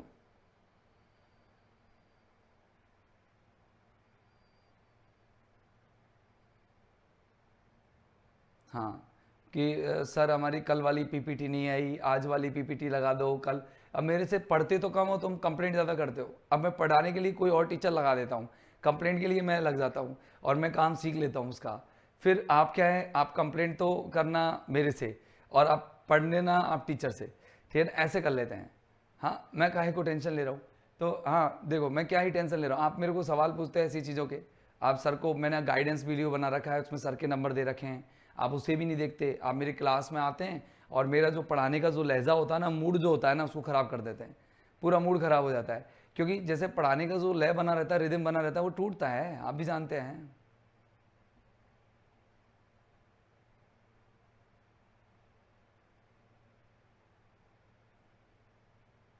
हाँ चलो, लिंक टूट जाती है, आप प्लीज़ इसमें डिस्टर्ब मत किया करो, मुझे पढ़ाने दिया करो। और थोड़ा सा जब पढ़ाने से रिलेटेड अगर कोई आपका कोई क्वेरी हो ना, तो तुरंत पूछा करो, है ना। आगे मेरी बात समझ में अगर आ गई हो तो एक बार थम अप करो, तब बढ़ता हूं मैं आगे। अगर तुम्हारे बात समझ में आ गई हो तो एक बार थम अप करो सभी लोगों की।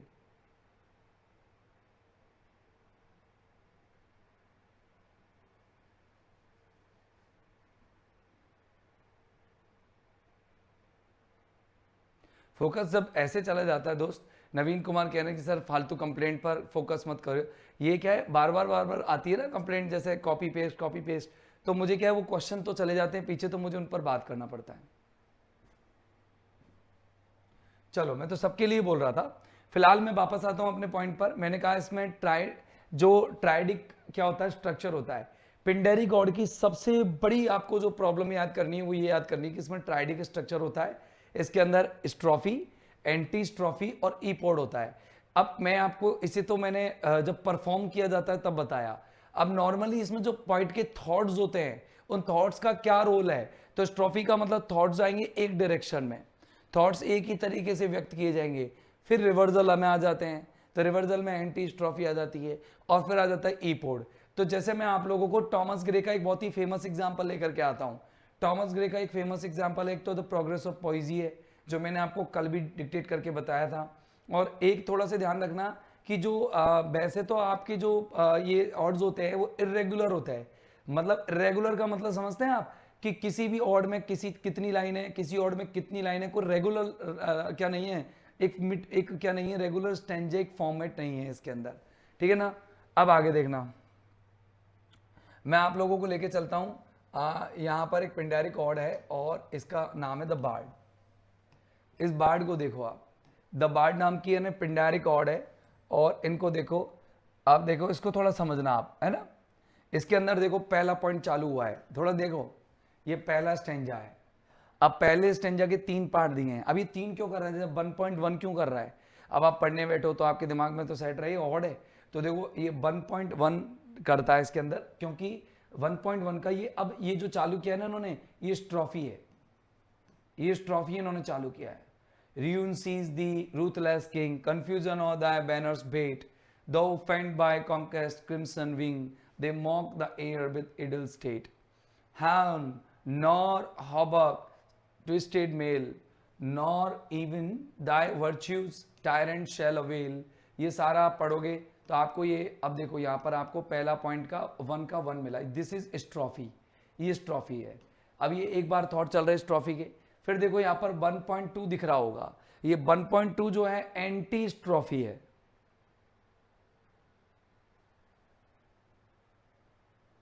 ये एंटी स्ट्रॉफी, यूं पहले यूं थॉट चल रहे थे, फिर मतलब राइट की तरफ, ऐसे मान लो ये लेफ्ट जा रहे हैं, कहीं भी डायरेक्शन ले लो उसको, और ये on a rock whose haughty brow. अब ये ऊपर वाला जो थॉट है ना, उसको ये अगेंस्ट है, उसके खिलाफ रिवर्सल है। अच्छा अब फिर, अब देखो 1.3 आ गया, अब ये 1.3 दिख रहा है आपको, देखो ऊपर स्ट्रॉफी, ये फिर एंटी स्ट्रॉफी, और फिर ये ईपोड। अब ये ईपोड में क्या स्टेबिलिटी आ जाएगी, अब कंक्लूजन निकाल देगा, ऊपर जो 2 स्टेंजाज में बात बोली है ना, इसका निष्कर्ष यहाँ निकाल देगा। देखो ये हो गया ना 1.3। अब देखो, अब जब दूसरा स्टेंजा आएगा उसका, अब इसका कोई लेंथ फिक्स नहीं है, लेंथ फिक्स नहीं है, देखो लेंथ फिक्स नहीं है, कितनी लंबी भी हो सकती है ऑड।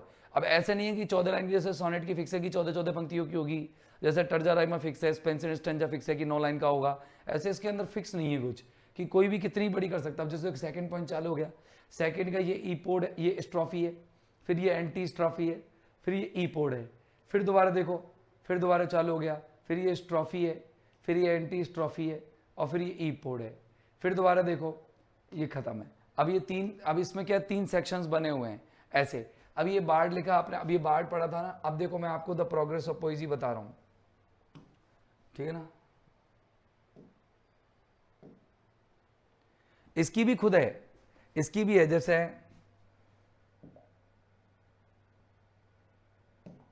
पिंडार की भी है,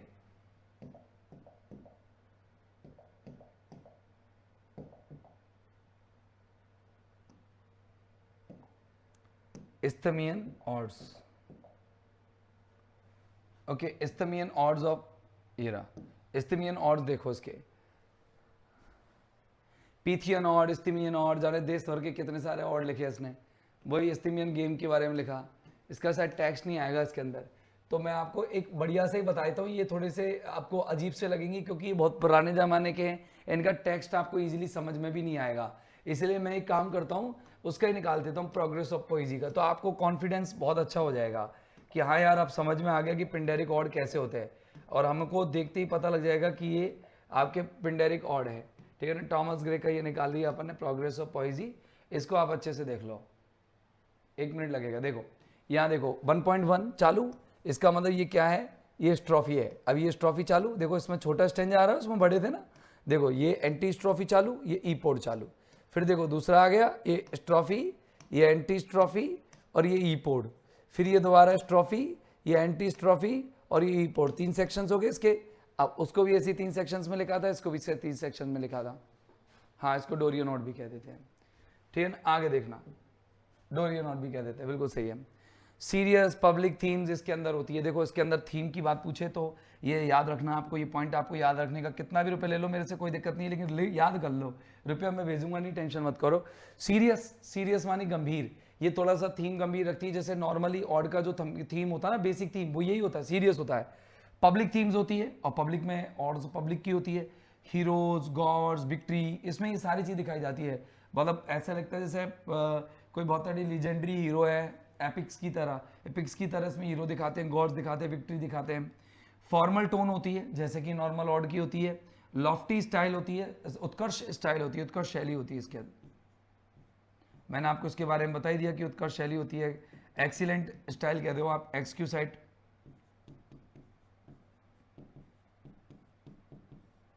उत्कृष्ट शैली में लिखा जाता है। तो ये आप लोगों के समझ में आ गई स्लाइड। पिंडारिक ऑड, पिंडार के नाम पर हुए, ट्राइडिक स्ट्रक्चर होती है, स्ट्रॉफी, एंटी स्ट्रॉफी, पोर्ड होता है, सीरियस होती है, पब्लिक थीम होती है, और ये फॉर्मल टोन में लिखी जाती है, औपचारिक लय होती है इसकी। और ये कल मैंने आपको समझा दिया था कि फॉर्मल टोन क्या होती है, और मतलब पिछली क्लास में अपन ने ये, पिछले वाले पार्ट में अपन ने इसको अच्छे से समझ लिया था। अब देखो कि आपसे अगर कोई पूछे कि यार ये जो पिंडारिक स्टाइल है, उसको इंग्लैंड में 1656 में किसने इसको इंट्रोड्यूस कराया, 1656 में किसने इसको इंट्रोड्यूस कराया, who introduced this style. This style मतलब Pindaric style, Pindaric style of writing.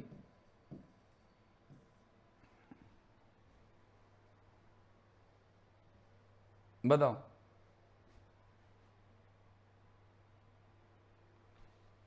ये क्वेश्चन आया हुआ है, देखो ये आया है, द फर्स्ट इंग्लिश मैन, पहला अंग्रेज बताओ, टू राइट, जिसने लिखा अ पिंडारिक ऑड।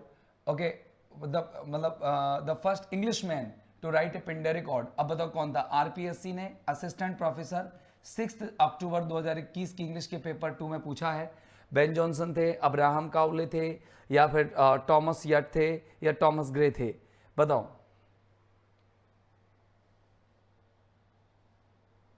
कॉलरिज तो ऑप्शन में नहीं है, तुम कहां से ले आए। कॉलरिज तो ऑप्शन में ही नहीं है सर।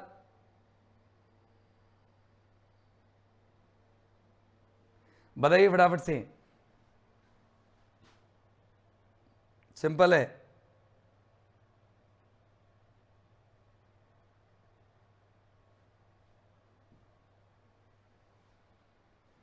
नहीं पता, आप पूर्णिमा ने बताया है। अब अब्राहम काउले, बिल्कुल Abraham Cowley is the right answer.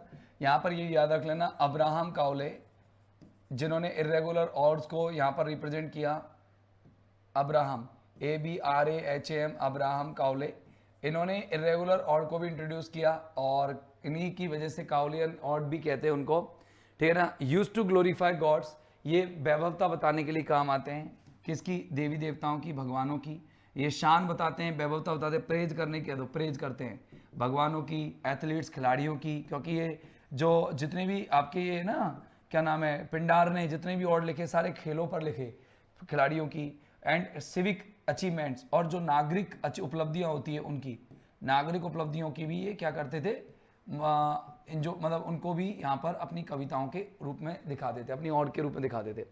अगर आपसे कोई पूछे कि यार पिंडार के, देखो और कहीं एक जगह नहीं है, तो देखो पिंडार, हाँ यहाँ लिख देंगे, यहाँ लिख देंगे अपन।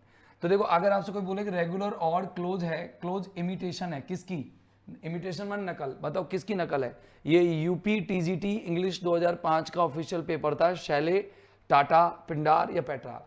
तो इसका आंसर बहुत सिंपल सा है, और वो सिंपल आंसर क्या है, ये है मेरे भाई कि इसका जो आंसर है पिंडार है। पिंडार ने कई सारे पिंडारिक ऑड्स लिखे, तो उनके ऑड्स को हम ऐसे 4-5 सेक्शंस में बांट लेते हैं। एक तो इन्होंने ओलंपियन ऑड्स लिखे, जितने भी ओलंपियन थे, ओलंपियन ऑड्स लिखे। इसके अलावा इन्होंने आपके लिथियन, पीथियन ऑड लिखे, पीथियन ऑड। इसके अलावा इनके ISTH स्थिमियन, और कुछ ऐसे ही हैं इनके नाम आप देख लेना एक बार अच्छे से, आपको थोड़ा हिंट तो लग जाएगा। स्थिमियन नाम, ठीक है ना। एक है नीथियन, ये नीमियन, नीमियन करके नीमियन और, ये ऐसे करके और लिखे इन्होंने, सारे के सारे गेम से हैं, गेम रिलेटेड या एथलीट रिलेटेड जो है ये और है।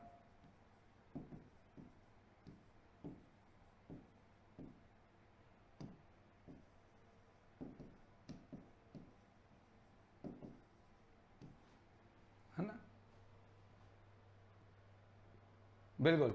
काउले के रेगुलर है और ये रेगुलर है। अब मैंने कुछ एग्जांपल्स आपको यहाँ दिखाए हुए हैं, तो एक तो लिख लेना, देखो odd on intimation, okay, intimidation, intimidation of immortality. Intimidation मानी डराना, अमरता का भय, अमरता के भय पर odd from recollection of memory of early childhood, Wordsworth ने लिखा है, तो आप इंटीमिडेशन ऑफ इमॉर्टलिटी याद कर लेना और ये नाम याद कर लेना, इंटीमिडेशन ऑफ इमॉर्टलिटी। एक होता है इमॉर्टल मेमोरी, ये बेन जॉनसन ने लिखा है, इमॉर्टल मेमोरी ये बेन जॉनसन ने लिखा है, ये आप याद रख लेना, immortal memory and friendship of that noble pair Sir Lucius Cary and Sir H Morison. अब ये है द प्रोग्रेस ऑफ पोइजी, और एक आप याद रख लेना द वार्ड, ये दोनों आपको टॉमस ग्रे की याद रखनी है, वो सबसे ज़्यादा फेमस दो ही हैं, एक तो ये है एक ये है, ठीक है ना, odd on intimidation of immortality.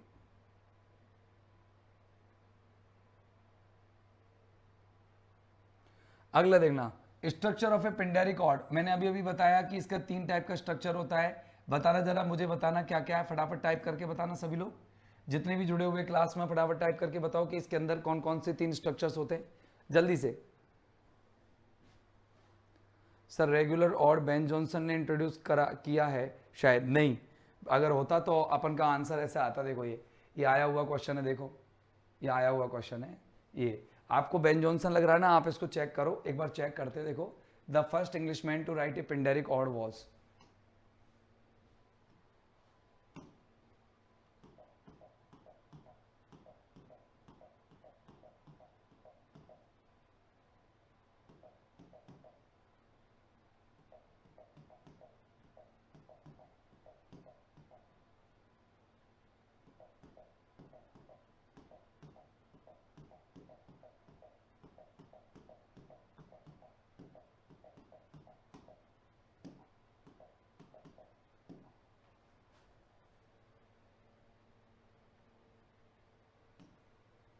Abraham Cowley,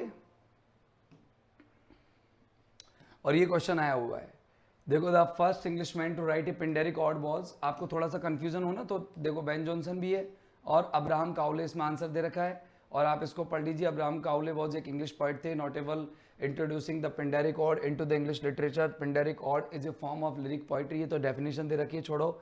Ben Jonson जो एक प्ले राइट हैं एंड पोइट है, famous for masque and classical style poetry but not for the Pindaric ode, okay. Thomas Wyatt ये सोनेट से जुड़े हुए हैं, टॉमस ग्रे आपके जो सोनेट से आपके इससे जुड़े हुए जरूर है, कैसे, पिंडेरिक ऑर्ड से, लेकिन एलिजी पॉट, ये एलिजी पॉइंट माने जाते हैं, और पिंडेरिक ऑर्ड इन्होंने टॉमस ग्रे ने लिखे हैं, है ना, बाद में, लेकिन इंट्रोड्यूस कराने वाले तो यही थे, है ना। अब क्लियर हो गया ना आपके, किसके दिमाग में था, मोहिनी आप बताइए जरा, आपके क्लियर हुआ कि माइंड में?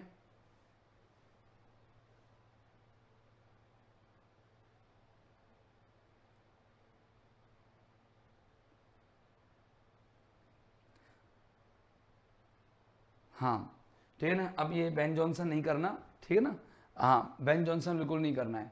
अब इसमें आप स्ट्रॉफी, एंटी स्ट्रॉफी और ईपोड, ये आपको तीनों चीज़ें ध्यान रखनी है, इसके जो सेक्शंस हैं वो मैंने आपको अच्छे से समझा दिए हैं, कि इसका पहला सेक्शन स्ट्रॉफी क्या होता है, एंटी स्ट्रॉफी क्या होता है, एंटी स्ट्रॉफी, और एक मैंने आप लोगों को ईपोड भी इसका समझा दिया है। मैंने ये भी बताया है कि सिंगल ओके मतलब होता है वन साइडेड थॉट, या ऐसे कह दे कि डिटेल ऑफ, या ऐसे कह देते हैं पर्टिकुलर थॉट्स, आप पर्टिकुलर थॉट्स दिखाते हैं किसी भी चीज़ पर, फिर उन थॉट्स को क्या कर दिया जाता है, पर्टिकुलर थॉट्स को रिवर्सल कर दिया जाता है, पर्टिकुलर थॉट्स, और इसमें आता है रिवर्सल ऑफ थॉट्स, इसमें रिवर्सल हो जाता है, वो रिवर्सल हो जाता है, रिवर्सल ऑफ थॉट्स, और यहाँ पर आप लोगों के रिवर्सल के बाद में इसमें कंक्लूजन आ जाता है ना, ये चीज़ ध्यान रख लेना आप। चलो अब बात करते हैं, सभी ने सही लगाया आंसर, हाँ, rhyme and meter, rhyme and meter बताओ। राइम एंड मीटर की बात करें तो देखो इसमें इरेगुलर होते हैं, मतलब इसमें जो इरेगुलर होती है मतलब राइम और मीटर जो है इरेगुलर रहती है। मीटर खासतौर से राइम जो है इरेगुलर रहती है विद बेरिंग लाइन लेंथ, इसमें अलग अलग लेंथ की लाइन हो जाती है, कॉम्प्लेक्स रिदम होती है। Reflects the emotional intensity of the subject, ये क्या करती है, दर्शाती है, किसको दर्शाती है, दर्शाना, किसको दर्शाना, ये इमोशनल भावुक इंटेंसिटी यानी तीव्रता को, मतलब केवल इसमें इमोशनलिटी को दिखाया जाता है सब्जेक्ट की, विषय वस्तु की। जबकि अब ये इंटेंसिटी को दिखा रही है ना, ये किसी भी भावनाओं को तीव्र करने के काम आती है, ऐसे स्पीड अप करने का काम करती है। कौन, ये पिंडारी कॉर्ड्स, इमोशंस को बहुत स्ट्रॉन्ग कर देती है, प्रबल बना देती है, इंटेंस डिजायर्स को रिप्रेजेंट करने का काम करती है। जबकि जो हॉरेशियन नोड्स आएंगे, वो हॉरेशियन नोड्स थोड़ा सा शांत कर देंगे। अरे भैया बस गलत हो गया, अब थोड़ा सा शांत हो जाए।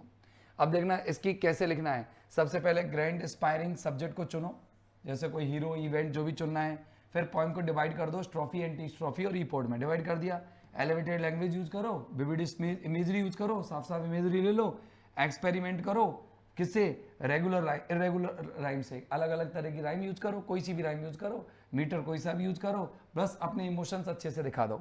रिवाइज करो टू एंश्योर क्लैरिटी, आपने फिर रिवाइज करनी है कि भाई आपने क्लैरिटी साफ स्पष्ट दिखाई कि नहीं दिखाई, और इमोशनल इंपैक्ट आपने दिखाया कि नहीं दिखाया। अपन को लिखनी है नहीं, टेंशन करनी नहीं है, ये याद करनी नहीं है, अपन को लिखनी है नहीं। अगर आपसे कोई पूछे कि हाउ टू राइट, तो आपके दिमाग में आराम से सेट हो जाएंगी ये चीज़ें कि पहले तो एक सब्जेक्ट चुनो, सब्जेक्ट के बाद में 3 भागों में बांटो, 3 भागों में बांट करके इमेजरी यूज करो, इमेजरी यूज करके स्टाइल यूज करो, स्टाइल यूज करके आप उसको रिवाइज करो। अब देखो होरेशियन ऑड्स, होरेशियन ऑड्स का मॉडल जो है किसने बनाया था, हॉरेस ने बनाया था, रोमन पोएट थे हॉरेस, इन्होंने बनाया था फर्स्ट बीसी में। इसका एम क्या है, इसका एम क्या है, टू ब्रिंग पीस, की शांति लाए टू ह्यूमन हार्ट, एक मानव हृदय में शांति लाई जाए। मानव हृदय को उद्विग्न करने वाला यहां पर पिंडारी कॉर्ड था, लेकिन शांत करने वाले का काम यहां पर होरेशियन ऑड होता है। जो मानव के हृदय में जो इमोशंस बहुत इंटेंसिटी के साथ उठ रहे होते हैं, अगर ऑड लिख दिया जाए होरेशियन, तो वो थोड़े शांत हो जाएंगे, भैया थोड़ा calm down calm down.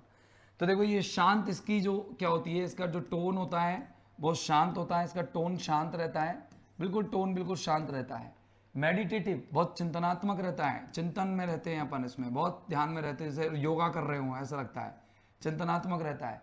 Restrained, restrained यानी होता है थोड़ा सा कंट्रोल्ड रहता है, ऐसे नहीं ऑड की तरह बस गाए गए लायर को तोड़ ही दिया, और गाते गाते गड़गड़ गड़गड़ गड़गड़ गाते रहे, और तेज तेज तेज तेज चल रहा है, सबको तेज तेज चल रहा है, तेज तेज चल रहा है, गाते गए, तार टूट गए, ऐसा एकदम जब फिल्मों में होता है ना गाना गाते जब, और एकदम सडन शुरू करते हैं और कड़ कड़ कड़ कड़ कड़ ऐसे गाते तोड़ देते हैं बार क्योंकि उसके वायर्स को। लेकिन इसमें क्या थोड़ा शांत होता है, चलता रहता शांत, लायर में गाया जाता है शांत। इसको होमोस्ट्रॉफी कहते हैं। होमोस्ट्रॉफी मतलब इसमें प्रत्येक स्टेंजा बिल्कुल सेम पैटर्न में होता है। जैसे मैं यहां पर एक होरेशियन ऑड निकाल रहा हूं, ये तो मैं हटा देता हूं, है ना, प्रोग्रेस, और ये पिंडार गया, ठीक है ना। अब मैं ले लेता हूं कौन सा, है ना, ऑड ऑन सॉलिट्यूड, मैं ले रहा हूं ऑड ऑन सॉलिट्यूड। ये ऑड ऑन सॉलिट्यूड लिया अलेक्जेंडर पॉप का, इसको देखो आप। अब इसमें क्या था कि इसमें क्या होता है समझना, इसमें देखो क्या बोला वो कि इसमें क्या है, प्रत्येक स्टेंजा के अंदर पैटर्न सेम रहता है।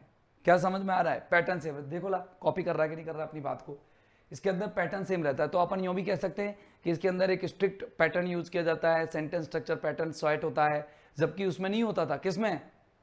किसमें पिंडारिक में।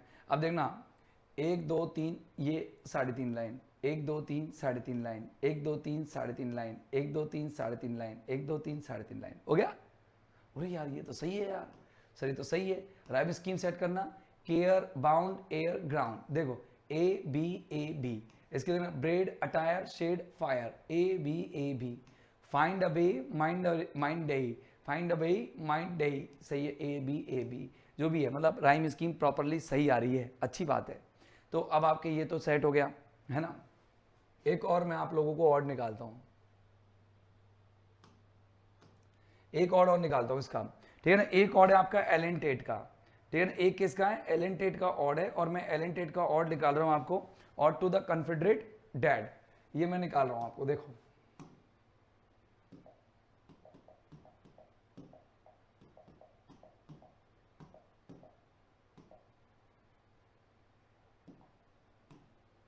एलेंटेट टेक्स्ट। अब तुम्हारे बढ़िया समझ में आ जाएगी, चीज क्लियर हो जाएगी। ये क्लास ज्यादा लग रही है भले ही, लेकिन वो क्या है कि चीजें आपको इतने दिमाग में सेट हो जाएंगी कि आप लोगों को कोई परेशान नहीं कर सकता कुल मिलाकर के कहे, ठीक है ना। हाँ देखो ये रहा ऑड, इसका देखो 4 line 4 line 4 line 4 line 4 line, एक फिक्स सेटअप हो गया ना इसका, बिल्कुल। अब इसका देखो ये पिंडार नहीं होता, ये पिंडार का सेटअप नहीं है, ये हॉरेशियन का सेट है। मधु आपने पिंडार क्यों टाइप किया इसमें भाई, हॉरे से ये, अरे ये सारे हॉरेशियन है, सारे हॉरेशियन है। आगे बस समझ में, चलो अब देखना है यहां पर आपको कि क्या कॉन्ट्रास्ट क्या है पिंडारिक से। पिंडारिक क्या है, पैशनेट होते हैं और पब्लिक होते हैं। ये बहुत ही इमोशनल होते थे, बहुत डीप इमोशनल, बहुत ही डीप इमोशनल होते हैं, डीपली इमोशनल, ये डीप इमोशनल। इनके अंदर गहरे इमोशंस होते हैं, ये थोड़ी चिंतनात्मक होती है, रिफ्लेक्टिव होती है, थॉटफुल होती है। ऐसे नहीं कि जैसे जैसे लिख दिया, नहीं, थॉटफुल प्लान करके लिखी जाती है, पर्सनल होती हैं, मतलब थोड़ा सा इंडिविजुअल लाइफ पर ज़्यादा होती है, इंडिविजुअल थॉट्स दिखाए जाते हैं। ये पब्लिक होती है, ठीक है ना, इसको कॉरस में कहा जाता है पिंडारिक को। तो थोड़ा सा मतलब समझ में आया आपके, डीपली हल्का सा। देखो पहली बात तो हॉरेस ने इसको मॉडल किया था, इसका उद्देश्य शांति स्थापित करना, इसकी थीम होती है काम, रिफ्लेक्टिव और एक रेस्टेंड होती है, ठीक है ना। अब इसका जो टोन होता है ये समझ में आ गया। होमोस्ट्रॉफिक का मतलब होता है इसके प्रत्येक स्ट्रेंजा जो है बिल्कुल सेम लेंथ में होता है। कॉन्ट्रास्ट इसमें यह कि पिंडारिक इमोशनल होते हैं, डीप इमोशनल होते हैं, पैशनेट होते हैं और साथ में पब्लिक होते हैं, और ये रिफ्लेक्टिव होते हैं, पर्सनल होते हैं। चलो इनको देखते हैं। इसका जो स्टेंजा स्ट्रक्चर है, typically written in uniformed stanza, इनको अपन यूनिफॉर्म्ड यानी निर्मित स्टेंजाज में लिखते हैं, ज्यादातर इनको क्वाट्रेंस में लिखते हैं, यानी 4 लाइन स्टेंजाज में लिखते हैं, 4 लाइन स्टेंजाज, और या फिर कपलेट्स यानी कि दोहे में लिखते हैं, couplets 2 lines, 2 lines stanza, okay 2 line stanza में लिखते हैं, या फिर अपन किस में लिखते हैं, या तो 2 लाइन स्टेंजा में लिखेंगे या 4 लाइन स्टेंजा में लिखेंगे, ठीक है ना मेरे भाई, बात समझ में आ गई, ठीक है ओके। आगे देखना, प्रत्येक स्टेंजा फॉलो करता है सेम राइम स्कीम को, राइम स्कीम सेम रहती है, अभी अभी पढ़ा है अपन ने, देख लो, आप विश्वास ना करो, देखो मैंने निकाल के यहाँ पर दिखाई सारी चीजें, देखो स्काईज ग्राउंड लाइज का क्राउंड, देख लो आप, यहाँ पर अपन ने इसमें देखा था और आपने सॉलिट्यूड में भी देखा था, सेम टाइप की राइम निकल रही थी, हाँ या ना, मतलब एक ही राइम चलती है सब में, एक ही जैसी राइम चलेगी, तो राइम भी सेम चलती है, और इसके अंदर क्या होता है, यूनिफॉर्म स्टेंजा होता है। और क्या उसमें होते थे, क्या पिंडारिक ऑड में होते थे कि यूनिफॉर्म स्टेंजा, कोई की 11 लाइन की, कोई की 12। अब आपको यूं पूछे कोई कि यार ऑड की विशेषता क्या है, तो ऑड की आपको स्ट्रिक्ट पैटर्न आप बोल सकते हो, ऑड कब कब, जब आपकी हॉरेशियन ऑड से पूछ रहा है वो, और अगर आपको नॉर्मल ऑड की विशेषता बोले तो पैटर्न में आपको यदा कदा हो भी सकते हैं, यदा कदा नहीं भी हो सकते हैं, क्योंकि जब पिंडारिक ऑड की बात करेगा तो उसके स्टेंजाइक फॉर्म कोई फिक्स नहीं होता, इसका स्टेंजाइक फॉर्म फिक्स होता है, उसमें ये 3 भाग होते हैं, स्ट्रोफी, एंटी स्ट्रोफी, पोर्ड, इसमें कोई भाग नहीं होता, ठीक है ना। इसमें राइम इन मीटर देखो, ऑफन सिंपल होती है, रेगुलर पैटर्न्स होते हैं, क्या उसमें रेगुलर पैटर्न था, उसमें साफ साफ बता रखे थे अपन ने, इरेगुलर था, किसमें, पिंडारिक में, पिंडारिक में इरेगुलर, इसमें रेगुलर। लाइक एबी की राइम स्कीम होती है ज्यादातर, एबीबी की भी हो जाती है, ठीक है ना। इनमें क्या है, इनमें देखना ईज, रिक्रिएशन, प्लीज और मेडिटेशन, एबी की राइम स्कीम है, जहाँ कईयों में एबीबी की भी मिल जाती है, तो अभी फिलहाल अपन ने इतना डीप पढ़ा नहीं है इसके अंदर, और देख लेंगे। कॉमन मीटर्स होते हैं, इंक्लूड ज्यादातर आयम्बिक पेंटामीटर चलता है इसके अंदर, ये तो मैंने आपको पहले बता दिया था, और ये ट्रॉकिक टेट्रामीटर भी चलता है सर ट्रॉकिक टेट्रामीटर क्या है, इनमें देखते हैं अपन का मीटर कौन कौन सा है। ट्रॉकिक का मतलब होता है, पहले देखो इसका मतलब होता है कि पहले तो क्या आएगा, अनस्ट्रेस्ड आएगा, इसका आयम्बिक का मतलब क्या होता है, पहले अनस्ट्रेस्ड आएगा प्लस फिर स्ट्रेस्ड साउंड आएगा, मतलब पहले ऐसी ध्वनि आएगी जिस पर अपन कम दबाव से बोलेंगे, और फिर ऐसी ध्वनि आएगी जिस पर ज्यादा दबाव दे करके बोलेंगे। और पेंटामीटर मतलब होता है 10 सिलेबल्स, यानी कि 10 बाउल साउंड्स। और इसमें क्या होगा कि पहले अपन स्ट्रेस करके बोलेंगे और फिर अनस्ट्रेस्ड। मैं आपको बताता हूं कि सर इसमें ऐसा होता है क्या, देखते हैं अपन एक बार। ये टेट्रामीटर है और ये पेंटामीटर है, इसमें 4 मीटर आएंगे, मतलब 4 मीटर आएंगे यानी 8 सिलेबल्स,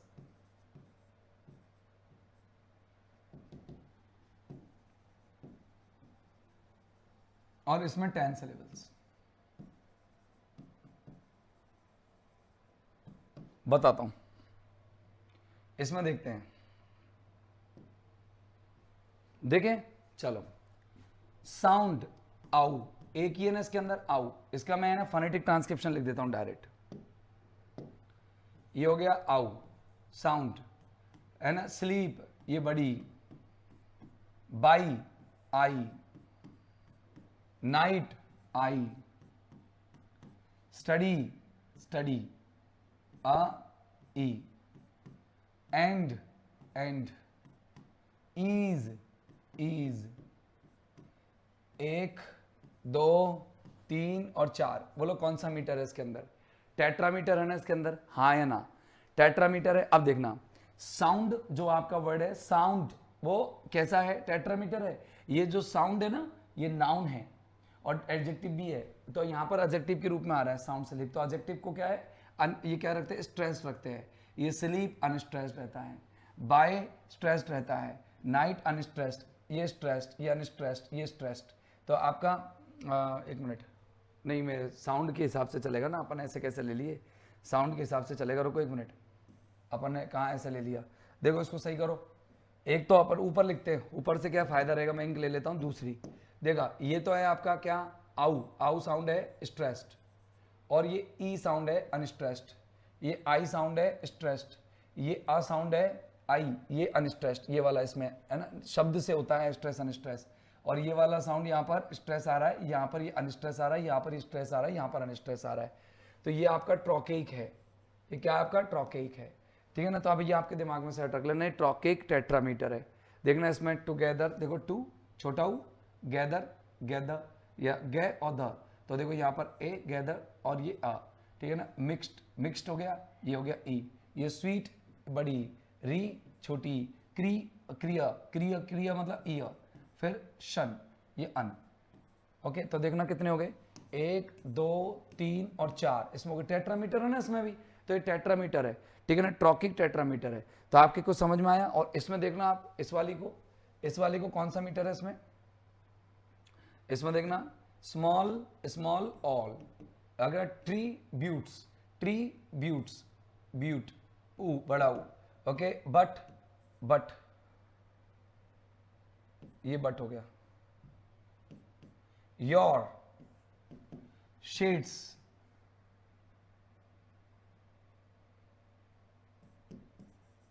बिल, स्माइल। तो 1 2 3 4, इसमें भी क्या है? टेट्रामीटर है, इसमें भी टेट्रामीटर है। तो ये ध्यान रखना, ये टेट्रामीटर है, और ज़्यादातर टेट्रामीटर और पेंटामीटर में ही लिखे जाते हैं। टोन इसकी रिफ्लेक्टिव होती है, थॉटफुल होती है, इंटीमेट होती है, सूचना वाली होती है। इंटीमेट मतलब ऐसे क्लोज कहते हो, या सूचना वाली कहते हो। इन्फॉर्मेटिव होती है, कोई ना कोई सूचना देनी होती है इसको। इन्फॉर्मेटिव होती है, कन्वर्सेशनल होती है, वार्तालाप करने योग्य होती है, मतलब थोड़ा टॉकिंग और टॉकेटिव होती है, बात टॉकिंग होती है, कन्वर्सेशनल होती है, वार्तालाप करने योग्य। लैंग्वेज बड़ी सिंपल, लेकिन थोड़ी भव्य तो रहनी चाहिए, क्योंकि जो आपका जो क्या है, आपका ऑड है, ऑड की जो भाषा है वो भव्य तो होती है। तो पेंडेरिक ऑड और ऑजेक्शन ऑड दोनों है तो ऑड का ही पार्ट, तो इसकी भव्य होनी चाहिए, फोकस होनी चाहिए क्लैरिटी पर। और प्रिसीजन, प्रिसीजन होती है सटीकता, कि हर चीज बिल्कुल इंट्रीगेट होनी चाहिए, सटीक होनी चाहिए, ऐसे नहीं कि कुछ भी चल रहा है धूड़ में लट, नहीं चलेगा। थीम्स इसकी पर्सनल इमोशंस होते हैं। दार्शनिक म्यूजिंग्स होती है, दार्शनिक म्यूजिंग्स यानी विचार, इसके अंदर दार्शनिक चिंतन होता है, दार्शनिक चिंतन। और हर दिन के जीवन के बारे में बात होती है, एवरीडे लाइफ के बारे में, ठीक है ना। और सामान्यतः जो पिंडेरिक ऑर्ड है उसके अंदर नहीं होता ऐसा। बैलेंस्ड होता है, रेस्ट्रेंड यानी कि प्रतिबंधित होता है, अवॉइडिंग एक्सेसिव ऑर्नामेंटेशन, इसमें ज्यादा ऑर्नामेंटेशन नहीं होता। किसके अंदर? हॉरेशियन के अंदर। अवॉइडिंग यानी बचता है, बचाव करता है, किससे? अत्यधिक अलंकरण से, अत्यधिक अलंकरण। इसकी भाषा बहुत ज्यादा क्लिष्ट नहीं होती, अलंकरण, अत्यधिक अलंकरण से बचता है। और इस जो ऑड है, देखो एक कार्पे डाइम की थीम ऑड के अंदर ही होती है। इसमें carpe diem seize the day होता है, एंजॉय द डे, इस तरह का इसके अंदर ही होती है। एंड्रयू मार्वेल का देख लो, on Horatian ode upon Cromwell's return from, ठीक है ना। अब ये क्या है? एक पॉलिटिकल पॉम है, रिफ्लेक्ट करती है ओलिवर क्रॉम्वेल्स की लीडरशिप को। कंबाइन है पर्सनल रिफ्लेक्शन। अब इसमें आपको क्या टेंशन छोड़ो, आप तो ये पॉम का नाम याद रख लेना, एंड्रयू मार्वेल की हॉरेशियन ओड है, नाम ही लिख रहा है हॉरेशियन ओड। जॉन कीट्स का ऑड टू ऑटम, इसमें ले लेना। शैली के तो तीनों ही गुण रखता है, शैली के जो है ना, शैली पीवी शैली का जो ode to the west wind है, वो आपका पिंडेरिक ऑड भी है, और साथ में वो आप लोगों का पिंडेरिक ऑड होने के अलावा वो भी है, क्या नाम से, ये आपका इरेगुलर ऑड भी है। अब देखना odd on solitude by Alexander Pope, ये दोनों फेमस एग्जांपल है, इनको आप याद रखना। और ये एंड्रयू मार्वेल का भी फेमस एग्जांपल है, इसको भी याद रखना। ये इसको कैसे लिखें, अपन को लिखना नहीं है, छोड़ो उसको। अब अपन पॉइंट पे चलते हैं अपने पर, लास्ट में इरेगुलर रॉड, यही पढ़ना हमको, फिर क्वेश्चन सॉल्व करेंगे। देखता हूं तुमने कितना पढ़ा है, कितना तिली में तेल है, आपने कितना दिमाग लगाया है। इसका खास तौर से ध्यान रखना, अब्राहम काउले ने इसको इंट्रोड्यूस कराया। इसका दूसरा नाम है काउलियन, है ना, काउलियन। और क्या आपका ऑड्स, और एक और नाम इसका आता है शूडो, मैंने आपको बता दी पिछली क्लास में, शूडो क्या, शूडो पिंडेरिक ऑड, इसको शूडो पिंडेरिक ऑड भी कहते हैं। सर क्यों कहते हैं सर, अभी देख लो, आप इसको पूरा पढ़ लो, आप समझ में आ जाएगा। शूडो पिंडेरिक ऑड क्यों कहते हैं, शूडो पिंडेरिक ऑड इसलिए कहते हैं क्योंकि भैया इसकी स्टाइल जो है पिंडेरिक होती है, लेकिन इसमें क्या है, फिक्स्ड ट्राइडिक स्ट्रक्चर नहीं होता। जैसा नॉर्मली ट्राइडिक स्ट्रक्चर बताया था उसमें स्ट्रोफी, एंटी स्ट्रोफी और ईपोड, इसमें नहीं होते भाई, होती पिंडेरिक ही है। इरेगुलर रेगुलर का ही तो रूप है, लेकिन रेगुलर अपन ने क्यों कह दी, क्योंकि उसमें वो ट्राइडिक स्ट्रक्चर था और इसमें ट्राइडिक स्ट्रक्चर नहीं है। प्रत्येक स्टेंजा के अंदर अपनी खुद के पैटर्न होते हैं, वो अलग अलग लाइन वाले हो सकते हैं, राइम अलग अलग हो सकती है, नंबर ऑफ लाइंस भी अलग हो सकती है। फ्लेक्सिबल होता है, लचीला होता है, कभी भी बदल सकता है, मतलब अलग अलग रूप ले लेता है। जब कल मैं आपको बता रहा था कुछ एग्जांपल्स पिछली क्लास में, तो आपने कहा कि हाँ सर ये कभी 11 आ रही है लाइंस, कभी 12 आ रही है, कभी 13 आ रही है, कभी 16 आ रही है। तो वो लाइंस क्यों आ रही है, वो इरेगुलर ऑड्स थे। Emotionals, suits, changes in subject and mood, most common English form of odd, ये सबसे कॉमन फॉर्म है इंग्लिश का।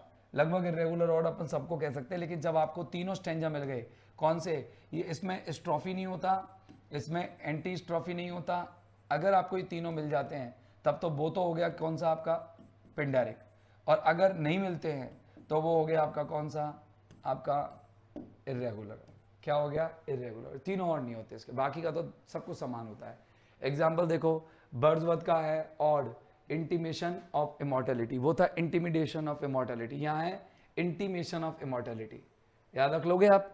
अच्छा, एक रिप्रेजेंट्स दिस टाइप, और शैली है ode to the west wind, ode to the west wind को अपन पिंडेरिक ऑड भी कह देते हैं, लेकिन फिलहाल इसको रेगुलर ऑड ऑफ, अगर आपको दोनों ऑप्शन आ जाए कि ode to the west wind को किस में रखोगे, पिंडेरिक में, या फिर आप ode to the west wind को आप इरेगुलर रखोगे, तो तुम्हारा आंसर इरेगुलर होगा, पिंडेरिक में मत रखना। हालांकि पिंडेरिक भी है, देखो मैं आपको बताता हूं।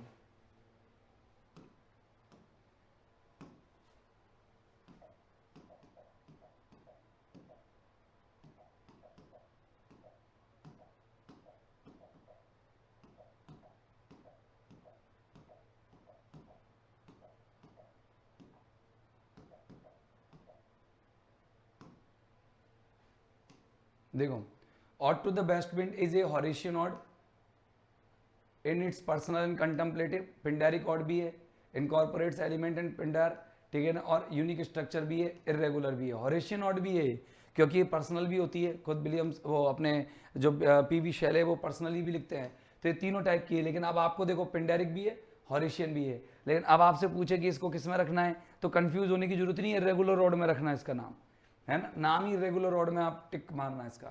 कई जगहों पर कहेंगे कि ऐसा नहीं है वैसा है, तो आप दिमाग ही मत लगाना। देखो फॉर्म, इसका कोई फिक्स्ड स्ट्रक्चर पैटर्न नहीं होता, ये वेरी करती है, अलग अलग होती है, किसके अंदर, लेंथ के अलग अलग अलग लेंथ हो जाती है इसकी, कभी कितनी लाइन की, कभी कितनी लाइन की, ठीक है ना, राइम स्कीम अलग अलग हो जाती है, मीटर भी इसके अलग अलग हो जाते हैं। टोन इमोशनली होती है, वो तो सबकी है, रिफ्लेक्टिव होती है, ये किसकी है, हॉरेशियन मोड की है, और ऑफन सेलिब्रेटरी, ये किसकी है, पिंडेरिक की है। ये सेलिब्रेट करना किसी चीज को पिंडार का है गुण, हाँ या ना, और रिफ्लेक्टिव होना ये हॉरेस का है गुण, ठीक है ना, हॉरेस, और ये इमोशनल होना ये दोनों का गुण है। अच्छा, ये इमेजरी इसमें भरी हुई होती है फुल, मेटाफर्स होते हैं, सिंबोलिज्म सब में होते हैं, तो कोई बड़ी बात नहीं है इसके अंदर। थीम्स देखो, इसके अंदर प्रोफाउंड आइडियाज होते हैं, डीप आइडियाज, वो सब में होते हैं। पर्सनल इमोशंस होते हैं और ग्रैंड सब्जेक्ट्स होते हैं, बड़े बड़े सब्जेक्ट्स, जबकि जो आपके क्या होते हैं नॉर्मल उसमें जो अपना जो पिंडार ऑड होते हैं उसमें सीरियस सब्जेक्ट्स होते हैं, ठीक है, इसमें ग्रैंड सब्जेक्ट्स होते हैं, ठीक है ना। अब देखना जैसे पिंडार्स, अब इसको एक बार रिव्यू देख लो सब्जेक्ट थीम्स का, जैसे पिंडार के ऑड इकोनॉमी ये क्या थे, एनकोमियस्टिक थे, मतलब इनके अंदर जो 3 पैटर्न्स थे, ठीक है ना, ओके, इनकोमियस्टिक थे। इंग्लिश ऑड्स प्राय प्रेज करते हैं, ग्लोरीफाई करते हैं। पर्सन्स, जैसे पर्सन्स इसमें क्या है, ड्राइडेंस के एनी किलिंग्रिव।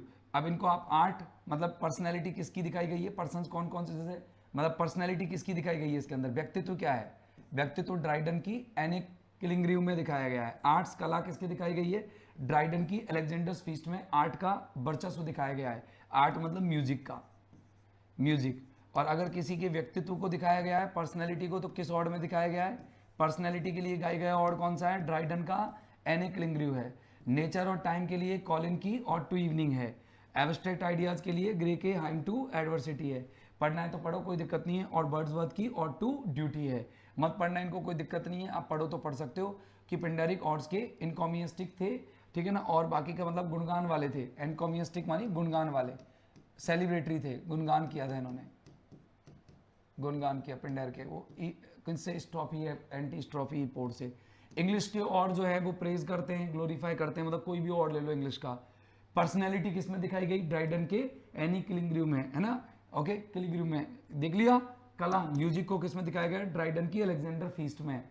एक इसमें भी दिखाया गया है, love song for Saint Cecilia's day. Nature और टाइम को कॉलिंस की ऑड टू इवनिंग में दिखाया गया। ऑड टू इवनिंग, इवनिंग में नेचर ही दिखाएगा। अब जैसे जॉन कीट्स का ले लो, ऑन अ ग्रेसियन अर्न, उसमें भी होता है ना, ऑड टू ऑटम, उसमें भी होता है, odd on मेलानकोली, odd on indolence, सब में है। ऑड टू द बेस्टमेंट, सब में नेचर और टाइम के बारे में बात आ रही है। एब्स्ट्रैक्ट आइडिया जैसे ग्रे हाइम टू एडवर्सिटी, विपत्ति के प्रति विचार। और वो इंडोलेंस वाला भी ऐसे ही है, मेलानकली, इंडोलेंस, ये सब विचार ही तो हैं। मेलानकली उदासीनता विचार है, इंडोलेंस नीरसता विचार है। ऑड टू ड्यूटी, कर्तव्य के प्रति, वर्ड्सवर्थ ने लिखा, ये बहुत फेमस है, ये ध्यान रखना तुम, है ना, ये इंपॉर्टेंट है, ध्यान रखना।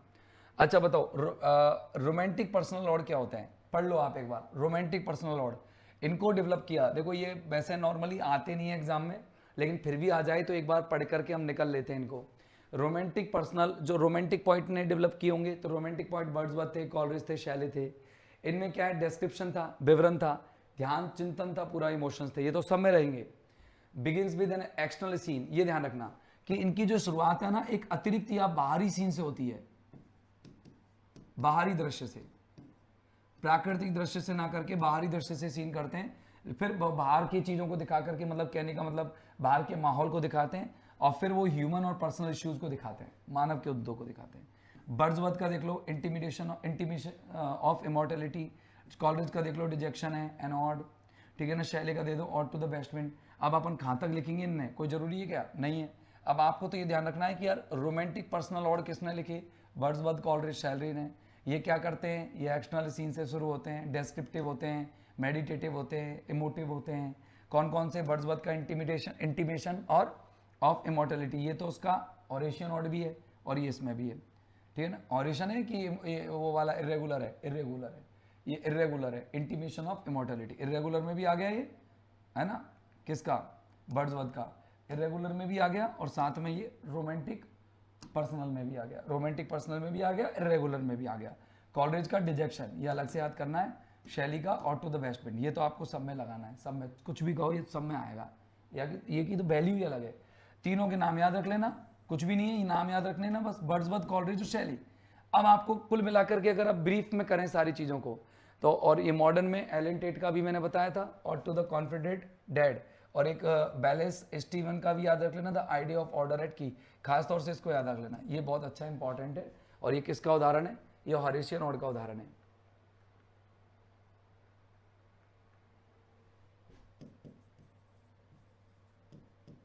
लिख देता हूं,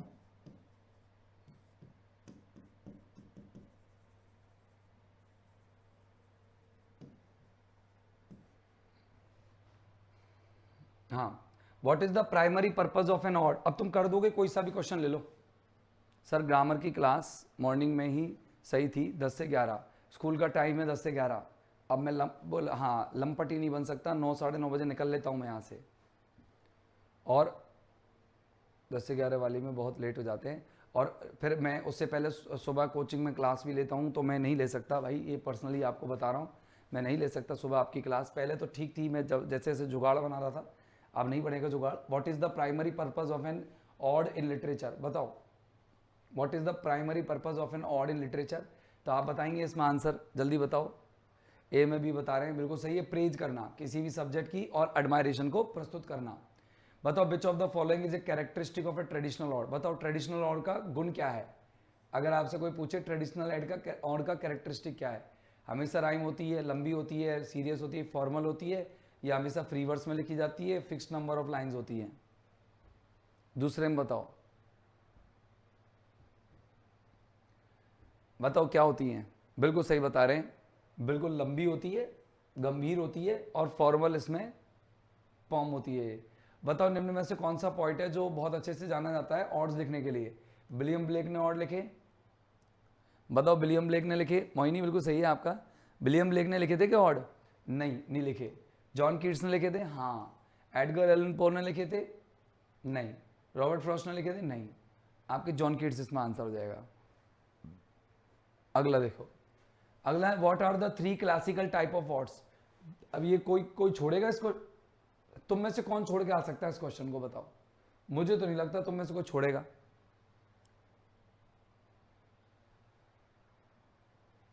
मुझे तो नहीं लगता कोई छोड़ेगा इसका। पिंडेरिक, हॉरेशियन और irregular ode. An ode typically focus करता है किस टाइप के सब्जेक्ट पर, बताओ। मुंडेन, मुंडेन यानी सांसारिक, क्या ये सांसारिक विषयों पर फोकस करता है? डेली इवेंट्स पर, स्पेसिफिक पर्सन, ऑब्जेक्ट और आइडिया, यही है। विशिष्ट व्यक्ति, बिल्कुल सही है, चौथे में बी। पांचवें में सही है B. What is the primary tone of an ode. Tone क्या होती है ऑड की? ऑड की क्या ह्यूमरस और सरकास्टिक, व्यंग्यात्मक होती है? नहीं। फॉर्मल और एलिवेटेड होती है? हाँ। कैजुअल और कन्वर्सेशनल होती है? नहीं। मिस्टीरियस और सुपर सस्पेंसफुल होती है? नहीं। आंसर क्या होता है? फॉर्मल एंड एलिवेटेड होती है। बहुत बढ़िया। Ode to a nightingale is a famous work. Okay, किसने लिखा था? ऑड टू ए नाइटिंगेल किसने लिखा था, बताओ जल्दी बताओ। ऑड टू ए नाइटिंगेल की स्ट्रक्चर देखें क्या अपन एक बार? ऑड टू ए नाइटिंगेल की स्ट्रक्चर देखते हैं, लो एक बार देखो, बढ़िया है, बहुत अच्छी है। और मुझे बताना ये कौन सी ऑड है।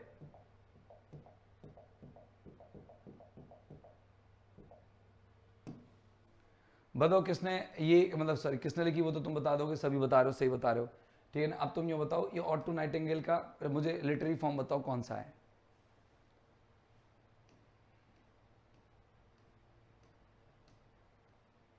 बताओ इसको मैं कौन सा ऑड कहूं?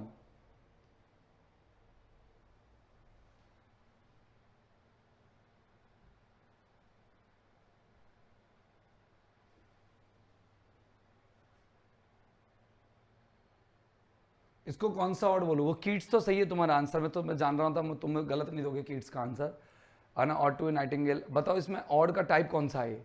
अगर आप पढ़ोगे तो ये आपका पिंडेरिक ऑड तो नहीं लग रहा ना, आपको नहीं लग रहा होगा, क्योंकि इसमें 3 स्टेंजा देखो अलग अलग बटे हुए नहीं है। ये 1 स्टेंजा हो गया, 2 स्टेंजा, फिर 3 स्टेंजा, फिर 4 स्टेंजा, फिर 5, फिर 6, फिर 7, फिर 8। ऑड टू ए नाइटिंगेल ये आपका ये वाला पिंडेरिक तो नहीं है। ओके, अब बताओ कौन सा ऑड है? ऑरिशियन में भी 4 और 2 लाइन होती है, तो ये कौन सा ऑड है, बताओ फटाफट से। अरे कैसे है पिंडेरिक ऑड?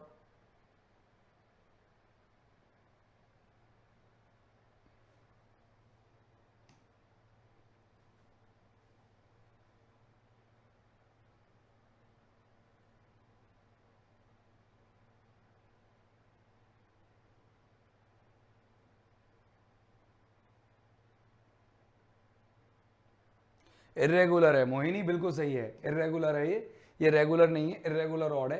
और शैले ने और कीट्स ने ज़्यादातर इरेगुलर ऑड ही लिखे, तो आपको यहाँ पर जॉन कीट्स आंसर लगाना है। किस लिटरेरी पीरियड में ऑड्स पर्टिकुलरली फ्लरिश हुए इंग्लिश लिटरेचर में? सबसे ज़्यादा रोमांटिक पीरियड में हुए थे, जब बर्ड्सवर्थ, कॉलरिज और शैले ने लिखे थे। ओके, कीट्स ने भी लिखे थे। इसके बाद which of the following best describes a पिंडेरिक odd. पिंडेरिक odd की खास बात क्या होती है? इसमें ये 3 चीज़ होती है, ये तो सब जानती, पूरी दुनिया जानती, तुम गलत थोड़ी करते इसको। हाँ, मुझे पूरा विश्वास है आप लोगों पर, आप कभी गलत नहीं करते इसे। निम्न में से कौन सा सबसे ज़्यादा संभावित सब्जेक्ट होता है एक ऑड का? साइंटिफिक डिस्कवरी होती है क्या? फ्लीटिंग मोमेंट ऑफ ह्यूमर, हास्य का इसमें क्षण होता है क्या? Beauty of A Grecian earn, या डायलॉग बिटवीन फ्रेंड्स? देखो दोस्तों के बीच में फ्रेंड नहीं होता, कला के लिए आप लिख सकते हो। कला के लिए लिख सकते हो। जितने भी ऑर्ड्स थे रेगुलर ऑर्ड्स, उसमें कला के लिए लिखा गया, तो ब्यूटी ऑफ ग्रेसियन अर्न अपन कह सकते हैं, उसको अपन रिप्रेजेंट करने के लिए ऑर्ड लिख सकते हैं। अपन भाई वैज्ञानिक खोज के लिए भी ऑर्ड लिख सकते हैं कि नहीं? बताओ। समय जो है, हास्य जो है, हास्य गुजरता जा रहा है, उसके लिए लिख सकते हैं? नहीं। अपन डायलॉग के लिए भी नहीं लिख सकते, अपन लिख सकते हैं beauty of a Grecian earn, Grecian earn की ब्यूटी है तो उसको दिखा दो, इससे दिखा देंगे। तो दोस्त अपना ये टॉपिक कंप्लीट हो चुका है, और मेरी तरफ से कोई कमी नहीं बचे, आप पढ़ो ना पढ़ो वो आपकी इच्छा है। Thank you very much, bye bye.